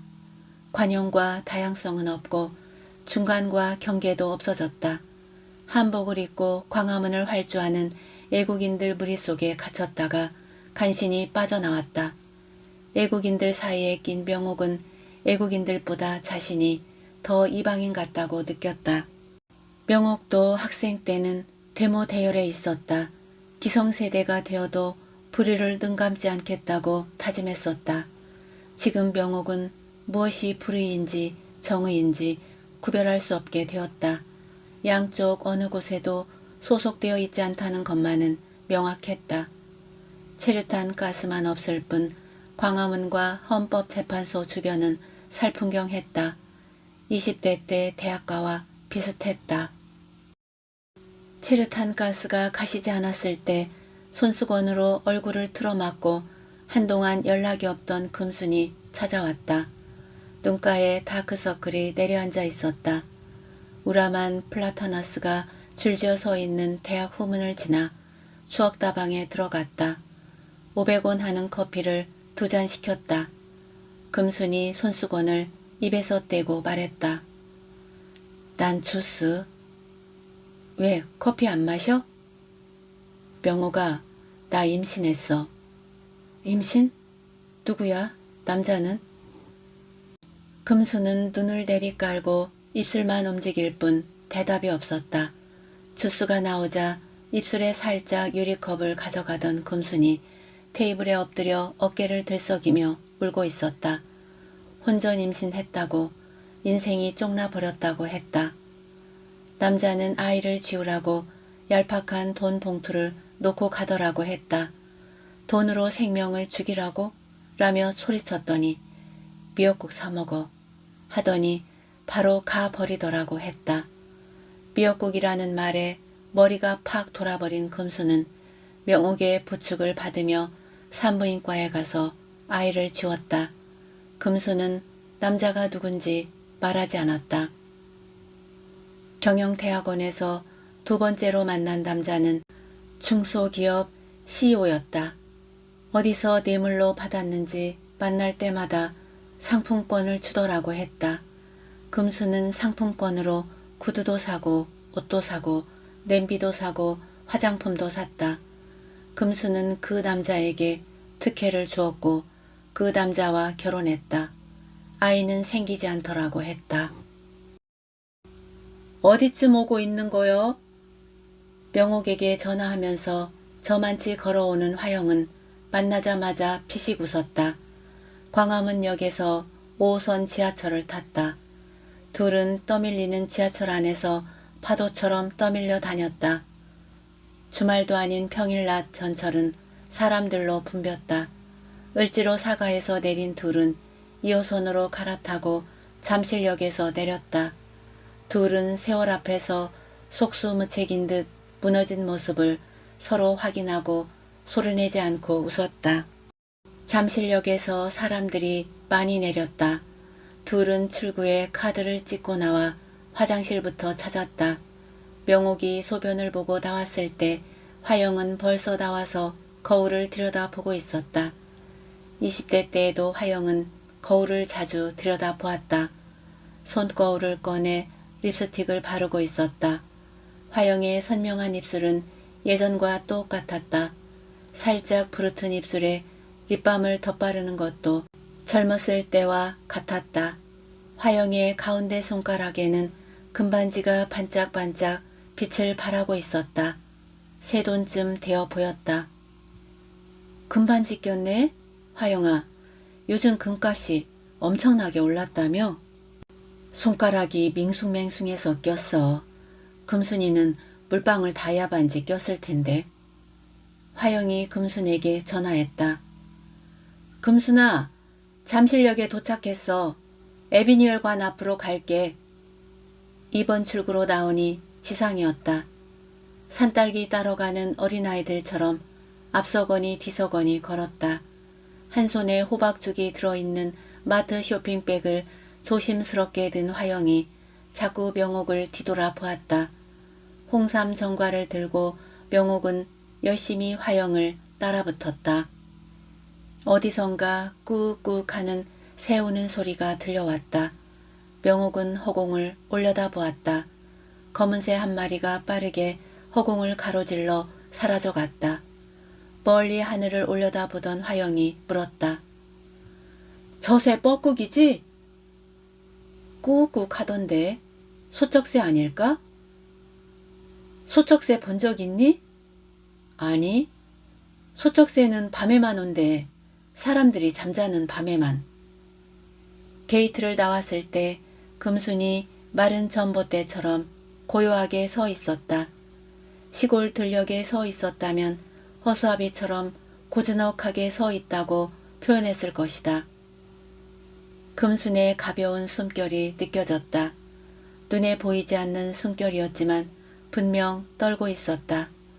금순의 검은 눈동자가 수치 무성한 검은 머리칼 안에서 유난히 반짝거렸다. 깊이가 까마득하다고 생각했다. 어깨까지 늘어진 긴 머리가 아주 잘 어울렸다. 명품 매장을 곁눈질하면서 에스컬레이터를 타고 식당가로 올라갔다. 핫플레이스로 요즘 뜨고 있는 식당 앞에 한참을 서성거렸다. 점심 특선 메뉴라는 간판 앞에서 금순이 멈춰 섰다. 여기 어때? 불고기 버섯전골 메뉴였다. 키오스크에서 수정체 수술을 한 눈밝은 화영이 메뉴를 입력했다. 금수는 무서워서 수정체 수술을 못했다고 했다. 화영은 실비로 수정체를 바꿔서 새로운 세상을 살고 있었다. 30분 넘게 기다린 끝에 식당 안으로 들어갔다. 50대 전후의 사람들이 한 테이블을 가득 메우고 있었다.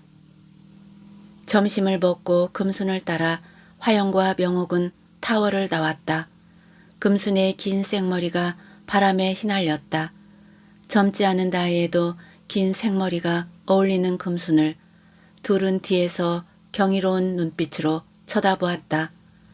주상복합 아파트 앞에서 명옥과 화영은 고개를 90도 뒤로 젖혀 하늘까지 닿아 있는 빌딩 끝을 올려다 보았다.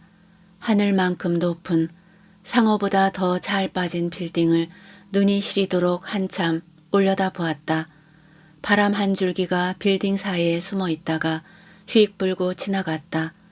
검은새 한 마리가 빠르게 빌딩 사이로 날아갔다. 화영이 명옥에게 속삭였다. 이 도심에도 뻐꾸기가 사나봐? 뻐꾹뻐꾹하네. 금순의 긴 머리카락이 바람에 휘날렸다. 금순은 정수리를 오른손으로 꾹 누른 채 당당하게 주상복합 안으로 들어갔다. 화영과 명옥은 쇼핑백을 조심스럽게 받쳐들고 금순을 놓칠세라 바짝 따라붙었다. 호텔처럼 긴 복도를 지나 금순이 엘리베이터 앞에 멈춰섰다. 명옥은 금순 뒤에 서서 윤기 나는 긴 머리카락을 바라보았다. 금순이 3층을 눌렀다. 카페로 들어가 라떼 2잔과 아메리카노 1잔을 결제한 금순이 말했다. 이 집 원두가 좋아. 셋은 각자 커피를 들고 다시 엘리베이터를 탔다. 금순이 71층을 눌렀다. 1분도 안 돼서 엘리베이터는 멈췄다. 71층에서 내려 말없이 금순을 뒤따라갔다. 호텔을 닮은 주단 깔린 복도를 지나 금순이 스마트 키를 대자 문이 스르륵 열렸다. 방들은 서로 토라진 듯 복도를 중심으로 양쪽에 나열되어 있었다. 굳게 닫힌 방들은 비밀이 가득 들어있는 것 같았다. 거실에서는 한강이 한눈에 다 내려다 보였다. 자동차들은 푸른 물결 위에 걸쳐있는 반포대교, 서강대교, 한남대교, 원효대교 위를 물 흐르듯이 흘러가고 있었다. 저 멀리 63빌딩과 남산타워, 북한산 자락도 선명하게 보였다. 석촌호수는 파란 물웅덩이 같았다. 손가락을 내밀면 한강이 만져지기라도 할 것처럼 가까워 보였다. 셋은 소파에 앉아 흐르는 서울 시내를 한참 동안 내려다보았다. 침묵을 깨고 화영이 친밀감을 가득 담고 입을 열었다. 넌 전생에 나라를 구했냐? 남들이 경기가 안 좋다고 찌그러질 때 어떻게 넌 승승장구만 한다냐? 금수는 대답하지 않았다. 교만인지 겸손인지 알 수 없는 미소가 얼핏 보였다가 사라졌다. 명옥은 화영이 말을 실수할까봐 안절부절 못했다. 만약 15년이 흐른 오늘 화영이 말을 실수한다면 공든 탑은 와르르 무너져 내리고 말 것이다. 명옥은 탐색하듯 금순의 대답을 기다렸다. 금순이 발딱 일어나더니 아보카도와 애플망고를 가져왔다. 둘의 시선은 금순의 손과 과도에 머무르고 있었다. 대답을 회피하는 듯한 금순의 태도에 불쾌감을 느꼈는지 화영이 입을 떼었다. 명옥은 조마조마했다. 어차피 우리의 마지막 집은 요양원이야. 우리가 탈 마지막 승용차는 휠체어고 옷은 환자복이야. 하루 종일 여기서 혼자 뭐해? 72층 어지럽지 않니? 한강에 배 타고 붕 떠 있는 것 같은 기분이겠다야. 그런데 나이 들어서는 땅을 밟고 살아야 한다더라. 노인한테 고층 아파트는 피해야 한다고 유튜브에서 봤어. 119를 불러도 입성하기가 시간 걸리니 돌연사가 많다던데 골든타임을 놓쳐서. 명옥이 화영의 옆구리를 쿡 찔렀다. 화영이 왜? 라는 표정으로 명옥을 쳐다보았다. 금수는 반응하지 않았다. 금순의 손에서 과도를 넘겨받은 명옥이 애플망고를 깎으며 말했다. 미리 종말을 생각할 필요는 없다고 봐.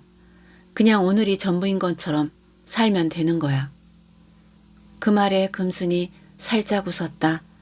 주위에 아무도 없는 것처럼 혼자 생각에 빠져 있는 것처럼 정면만 바라보고 있던 금순이 천천히 입을 열었다. 금순의 낯빛은 등지고 있는 유리병만큼이나 차가워 보였다. 건조한 목소리였다. 여길 벗어나면 와르르 세상이 무너질 것 같은 공포를 느껴. 화영이 말했다. 그럼 창문을 열어. 답답하지 않냐? CO2 감지기가 설치되어 있어서 공기는 상쾌해. 난 창문을 열지 못해. 방탄유리야. 하루에도 몇 번씩 두더지처럼 빌딩을 오르락 내리락 해. 커피가 생각나면 3층으로 내려가 테이크아웃을 해와. 배가 고프면 5층으로 내려가서 그날의 메뉴를 보고 마음에 들면 먹고 와. 요일마다 셰프가 다르고 다른 요리를 하거든. 어머? 매일 특급 요리를 먹는다고? 너 성공했다야. 화영이 아까 한 말이 미안했는지 만회라도 하려는 듯 했다. 화영이가 부럽다는 눈으로 금순을 쳐다보았다. 명옥도 금순을 쳐다보며 말했다. 맞아. 너 진짜 소문대로 성공했다야. 금순은 아무 말 없이 전면 통유리 너머의 한강을 바라보고 있었다. 미세혈관처럼 얼기설기 꼬여있는 한강 다리 위로 쉴 새 없이 자동차들이 장난감 미니카처럼 빠른 속도로 흐르고 있었다. 화영도 명옥도 금순이 바라보는 방향으로 눈길을 돌렸다. 한동안 침묵이 흘렀다. 살아있는 해가 서서히 생명을 잃어가듯이 하늘은 노을빛으로 물들기 시작했다. 선홍빛은 거무직직한 빛으로 변해가기 시작했다. 화영이 돈 얘기를 빨리 꺼내주기만을 기다렸지만 화영은 까맣게 잊은 듯 했다. 금순아, 술 없냐? 오랜만에 우리 술 한잔 하자. 명옥은 속이 바짝바짝 타 들어갔다. 금순이 와인 냉장고에서 와인 한 병을 가져왔다. 글라스에 와인을 따라주는 금순의 손이 많이 떨렸다. 명옥은 금순의 손을 보았다. 바스러질 듯이 파리한 손이었다. 명옥은 금순에게서 와인병을 빼앗아 나머지 글라스에 잔을 채웠다. 금순이 치즈와 연어 샐러드를 가져왔다. 화영의 잔에 명옥이 다시 와인을 따랐다. 술에 취한 화영의 눈이 개슴츠레해졌다. 화영은 술 마시는 데만 집중하고 있었다.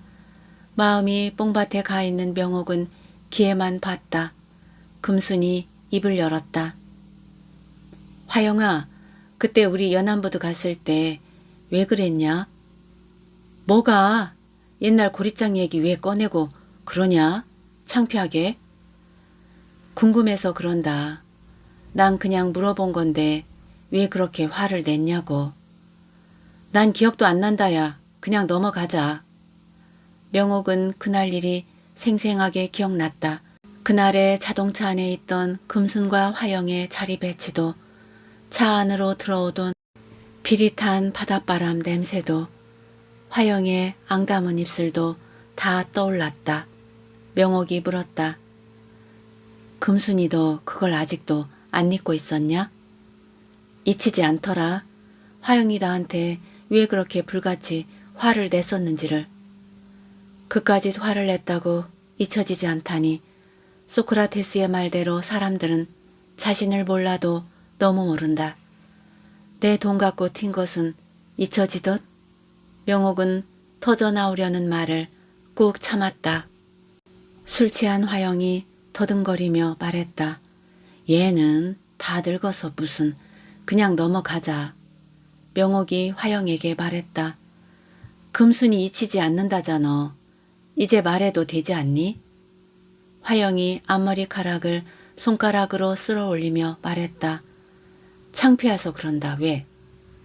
명옥이 어처구니가 없다는 듯한 몸짓을 했다. 진지한 목소리로 말했다. 진짜 창피한 건 그런 게 아니야. 그건 양심이야. 명옥은 돈 얘기를 이쯤에서 꺼내려다가 나중으로 미루었다. 기회는 곧 올 것이다. 그럼 나도 금순이한테 뭐 물어봐도 되냐? 진짜 묻고 싶었는데 못 물어봤거든. 화영의 말에 금순이 눈을 동그랗게 떴다. 물어봐. 무엇이든지 다 물어봐도 된다. 내가 금순이를 20대부터 만났잖아. 근데 너 진짜 이기적인 거 알고 있니? 명옥은 깜짝 놀랐다. 뭔가 엇박자가 나고 있다고 느꼈다. 알고 있어. 난 20대에 혼전 임신해서 아기를 지웠어. 살인을 한 거야. 그때부터 늘 가슴이 두근거려. 새벽에 자동차 경적 소리만 나도 심장이 덜컥 내려앉아.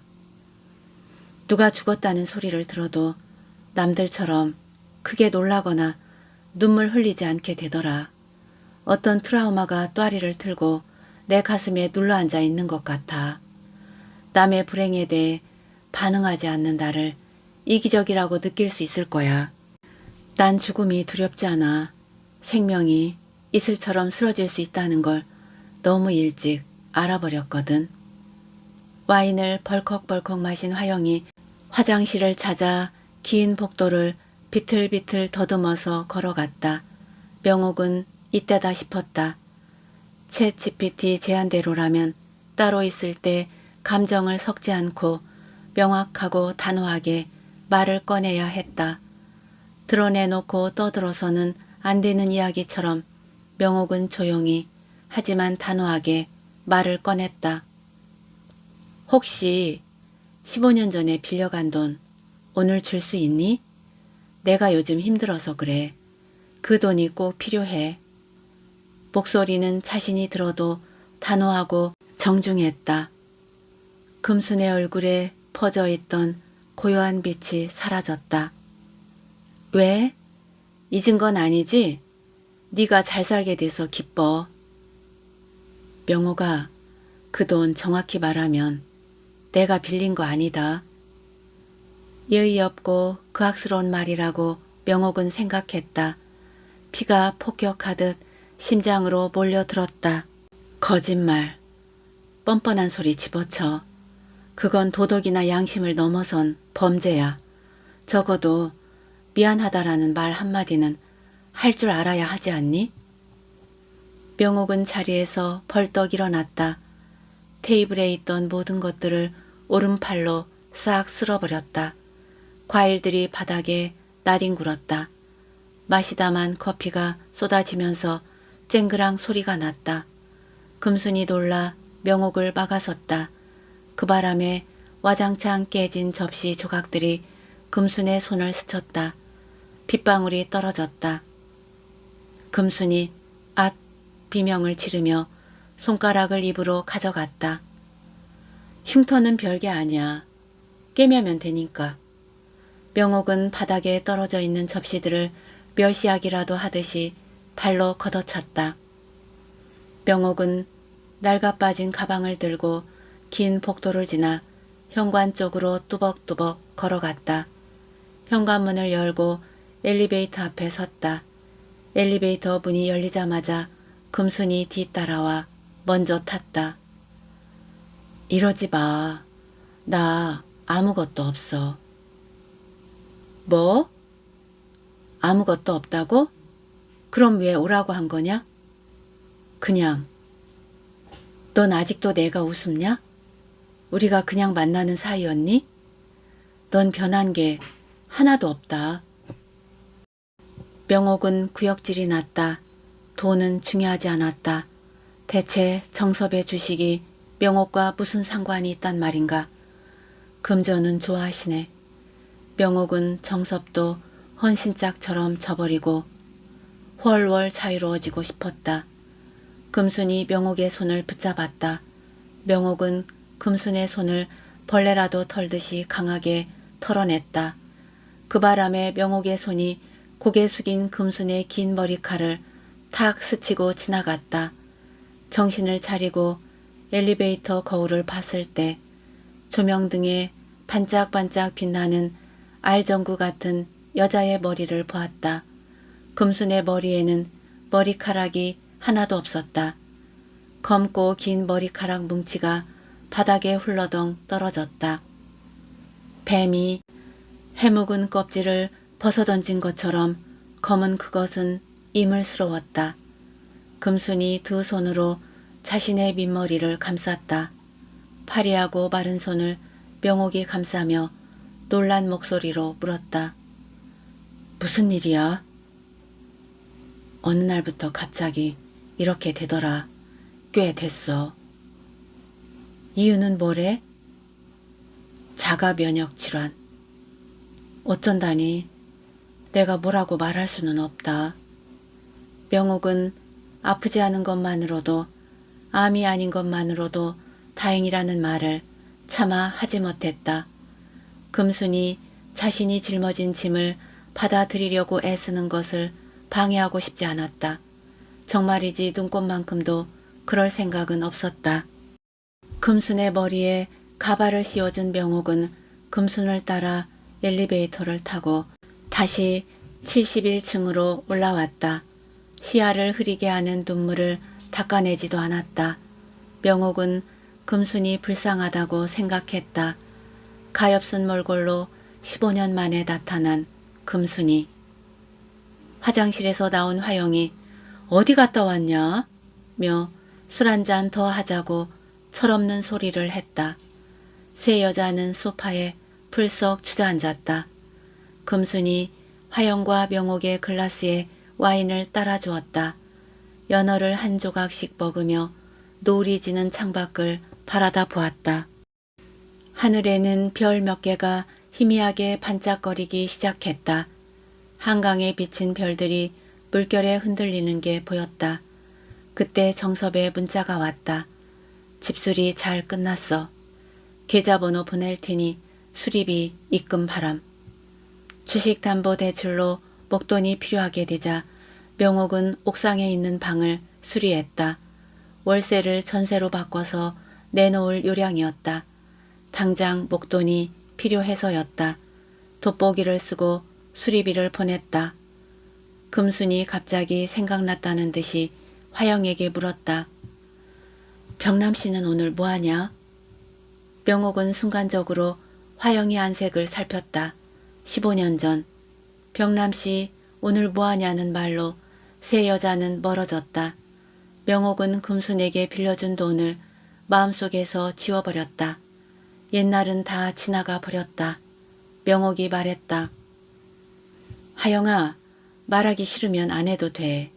옛날은 다 지나가 버렸어. 금순이 말했다. 옛날은 지나가지 않아. 인생은 우리가 죽기 전에 다 지나간다고 말하기엔 너무나도 아까워. 우리는 죽지 않아. 다만 시간이 흐르는 거야. 절망할 때는 겨울이고 다시 희망이 찾아오면 봄이야. 50번, 60번 봄과 가을이 번갈아 찾아왔을 뿐이지. 부처도 늙는다.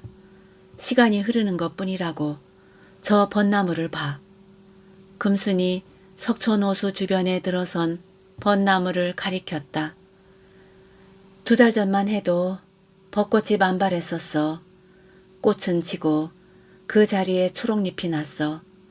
가을이 되면 낙엽이 되어 떨어지고 겨울에는 앙상한 가지에 눈꽃이 피겠지. 앙상한 가지만 남았다고 저 벚나무가 죽은 거야? 아니잖아. 나무가 죽지 않고 내년에 또 꽃을 피우지. 나무처럼 우리도 죽지 않아. 다만 순환하는 것뿐이야. 우리 몸이 늙고 죽어 흙으로 돌아갔다고 끝은 아니야. 난 죽음이 하나도 두렵지 않아. 명옥이 말했다. 맞아. 늙어가는 것뿐이야. 화영이 말했다. 병남씨 오늘 뭐하냐고? 이젠 말할 수 있어. 연안부두 일은 창피해. 즐겁게 떠난 소풍을 망쳐놔서 두고두고 후회했어. 난 그때 이혼과 파산 2가지가 한꺼번에 덮쳐왔어. 병남씨는 요즘 갈비집에서 일해. 바지 사장이야. 젊어서도 놀았는데 나이 드니 취직할 데가 어디 있냐. 고향 후배의 갈비집 체인점 하나를 도맡아 관리하고 있어. 어머, 잘됐다. 그 나이에 사장이니 돈 많이 벌어오겠네. 울 셋 중 화영이가 그중 낫다야. 금순의 말이었다. 온갖 관리는 다 해주고 술상무까지 하면서 새벽부터 밤 늦게까지 12시간 넘게 일해. 젊을 때보다 더 바빠. 월급은 최저 시급이야. 그래도 그게 어디냐. 연안부두에서 일은 미안해. 난 그때 열등감 덩어리였어. 명옥이 새 차를 뽑았다고 했을 때도 신경질이 났고 날 배웅하는 남편이 자동차 키를 달랑달랑 손가락에 들고 오늘 당신 연안부두 가니까 차 안 쓰지? 라고 물었을 때 내가 뭐라고 답했는지 알아? 안 돼. 주유비도 없으면 차 쓰지 마. 했어. 나쁜 여자로 만드는 병남씨가 더 원망스러웠다고. 병남씨가 애도하던 여자의 꼬임에 빠져 사업을 시작했는데 그게 다 사기였던 거지. 난 불륜과 파탄 중 불륜에 더 큰 징벌을 내리고 싶었어. 우리는 가짜 이혼했어. 왜? 아이들 거다도 살아가야 했으니까. 자동차도 작은 아파트도 명의를 나로 바꿔 놓았더라. 병남씨는 갈 데가 없다고 울더라. 남자가 우는 건 진짜 못 보겠더라. 할 수 없이 불편한 동거를 계속해왔어. 서류는 이혼인데 살림은 하나였던 거야. 근데 요상하더라. 가짜 이혼인데도 왜 그렇게 마음이 아프냐? 이혼은 정말 못하겠더라. 명옥이는 어떻게 이혼했는지 몰라. 참 모질기도 하지. 모질다는 화영의 말에 명옥은 숨이 쉬어지지 않았다. 사람들은 뒤에서 수군거리곤 했다. 저 여자 남편 무지 착한 사람이었는데 스님이 되었대. 참 모진 여자야. 명옥은 몸이 추워지는 걸 느꼈다. 와인을 입에 가져가 한 모금 더 마시며 정색하고 입을 떼었다. 모질다고? 내가? 집을 나간 우미 아빠가 모진 거 아닌가? 사람들은 왜 묵묵히 바른 길로 가는 사람을 욕하지? 늘 나만 나쁘대. 이것도 팔짱가? 화영이 놀라 명옥의 어깨에 손을 얹었다. 명옥은 천천히 화영의 손을 어깨에서 떼어냈다. 명옥아, 미안해. 내가 와인을 너무 많이 마셨나 봐. 비싼 와인인 것 같아서, 몸에 좋은 것 같아서 많이 마셨어. 미안해. 명옥의 눈에서 한 줄기 눈물이 또르르 흘러내렸다. 명옥은 와인을 홀짝이며 손가락으로 흐르는 눈물을 닦아냈다. 금순이 명옥의 눈물을 휴지로 닦아주었다. 명옥아, 울지 마. 나이 들어서 우는 건 흉해. 화영이 너 말이 너무 세다. 어쩜 옛날과 똑같냐. 명옥아, 마음 풀어. 빗장을 열면 바람이 들어와. 빗장을 닫으면 바늘조차도 못 들어온다고. 난 두더지처럼 불행해. 그날 연안부두에 갔던 날 화영이던 그런 사정이 있었던 거구나. 그것도 모르고 내가 네 남편 오늘 뭐하냐고 했으니 얼마나 울고 싶었겠냐. 그날 나도 뾰족했어. 남편 시행일이 부도나기 일보 직전이었거든. 명호가 내가 잘못했다. 용서해줘. 그 돈 못 갚아서 미안하다. 명옥은 깊은 한숨을 내쉬었다. 괜찮아 라는 거짓말 대신에 터져나온 숨이었다. 금순아, 네 남편 요즘도 종합예술하냐? 시행하냐고. 금순이 명옥과 화영을 번갈아 쳐다보았다. 해 도피 중이야. 명옥과 화영은 놀라 금순을 쳐다보았다. 금순이 화영을 쳐다보며 말했다. 종합예술? 말이 좀 세다. 화영의 얼굴에 웃음기가 사라졌다. 금순아, 내가 그냥 넘어가려고 했는데 한마디만 하고 갈게. 난 지금 오물을 뒤집어 쓴 기분이야. 너 돈 좀 있다고 성공했다고 세상 다 터득한 사람처럼 구는데 그거 교만이다. 나 먼저 갈게. 화영이 핸드백을 들고 일어섰다. 명옥이 화영을 붙잡았다. 이러지 마. 안 그러기로 했잖아. 화영을 억지로 소파에 주저앉혔다.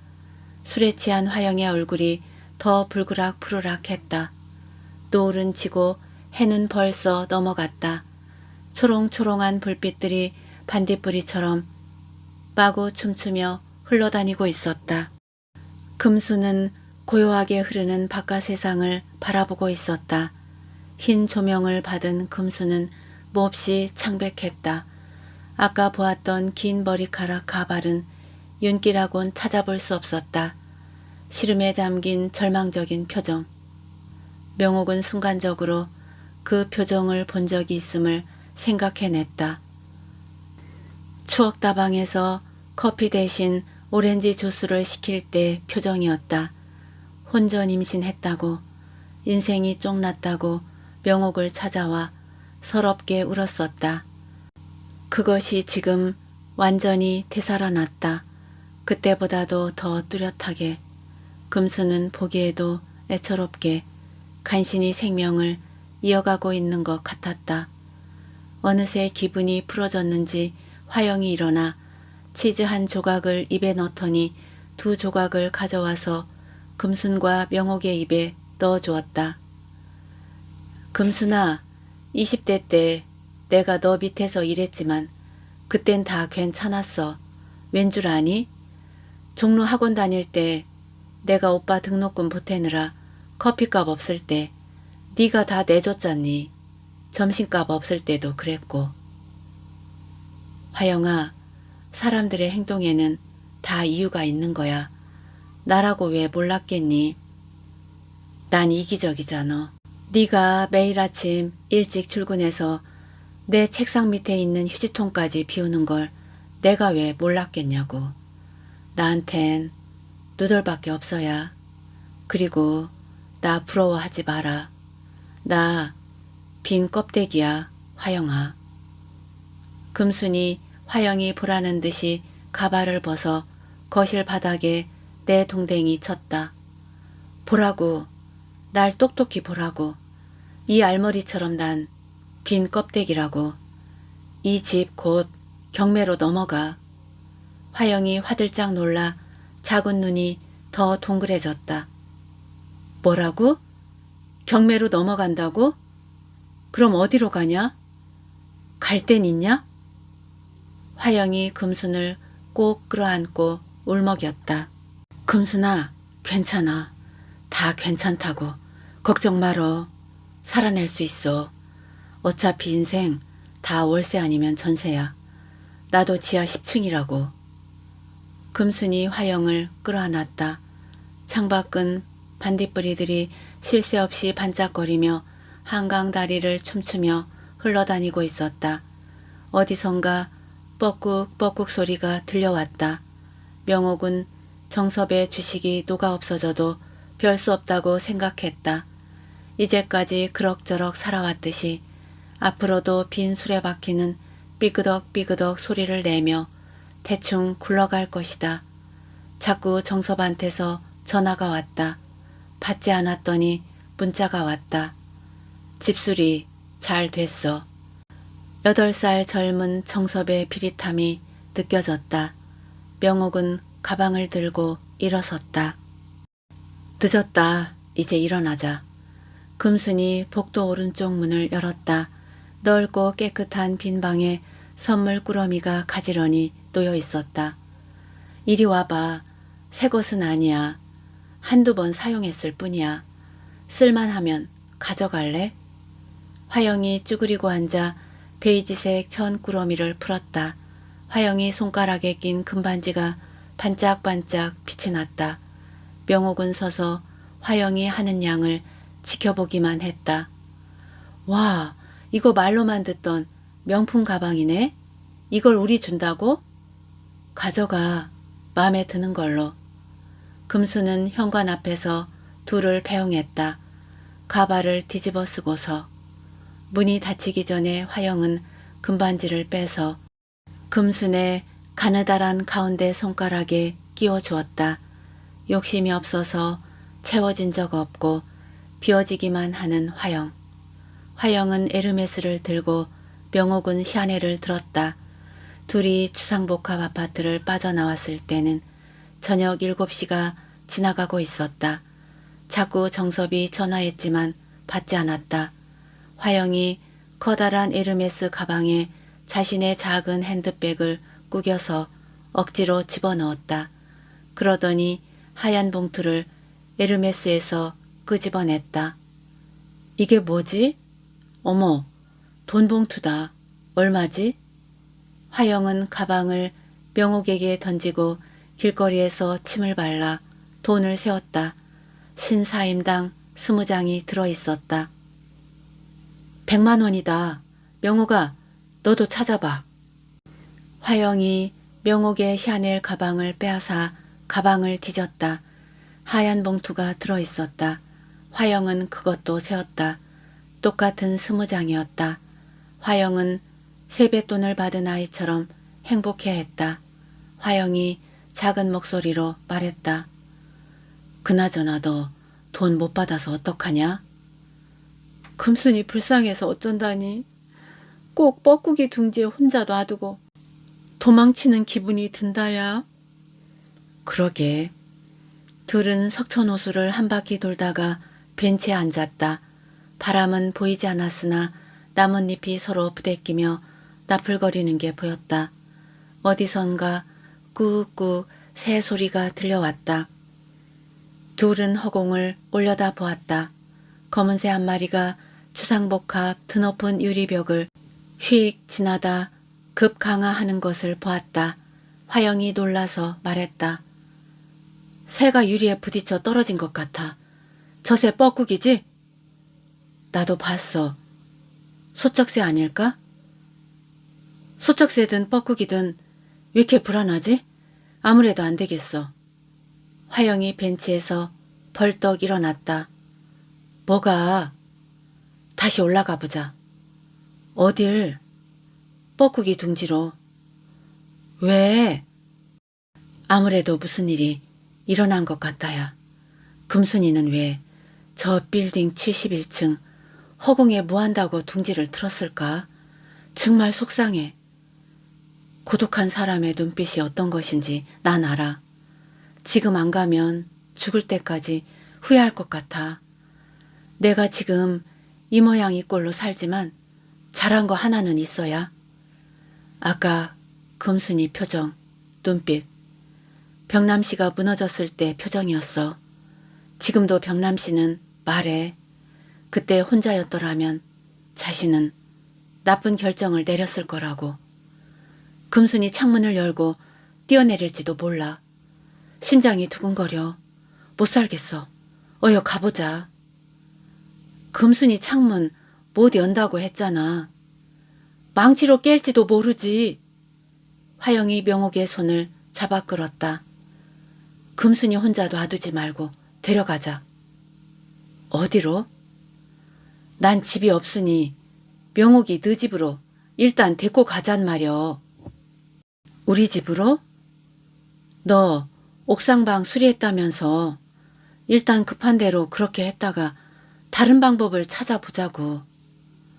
그건 정섭씨 주식담보를 넣어야 해서 목돈이 급해서 전세 주려고 수리한 거지. 무리해서. 야, 넌 그렇게밖에 생각 못하겠냐? 금순이 영원히 네 집에서 살겠냐? 나쁜 생각할 수도 있으니 임시로 데리고 가자는 거지. 넌 가만 보면 착한 거 같다가도 독한 구석이 있어야. 금순이 살리는 거 말고 더 급한 것이 지금 어딨냐? 화영을 따라가면서 명옥은 착함이라는 것에 대해 화영이 매우 그릇된 견해를 가지고 있다고 느꼈다. 적어도 명옥이 알기로 착함은 남을 통제해서 행할 일이 아니었다. 누구를 사랑하는 일은 얼마나 어렵고 피곤한가. 휴머니즘은 책임이 따라야 한다는 걸 누구보다 잘 알고 있는 명옥이었다.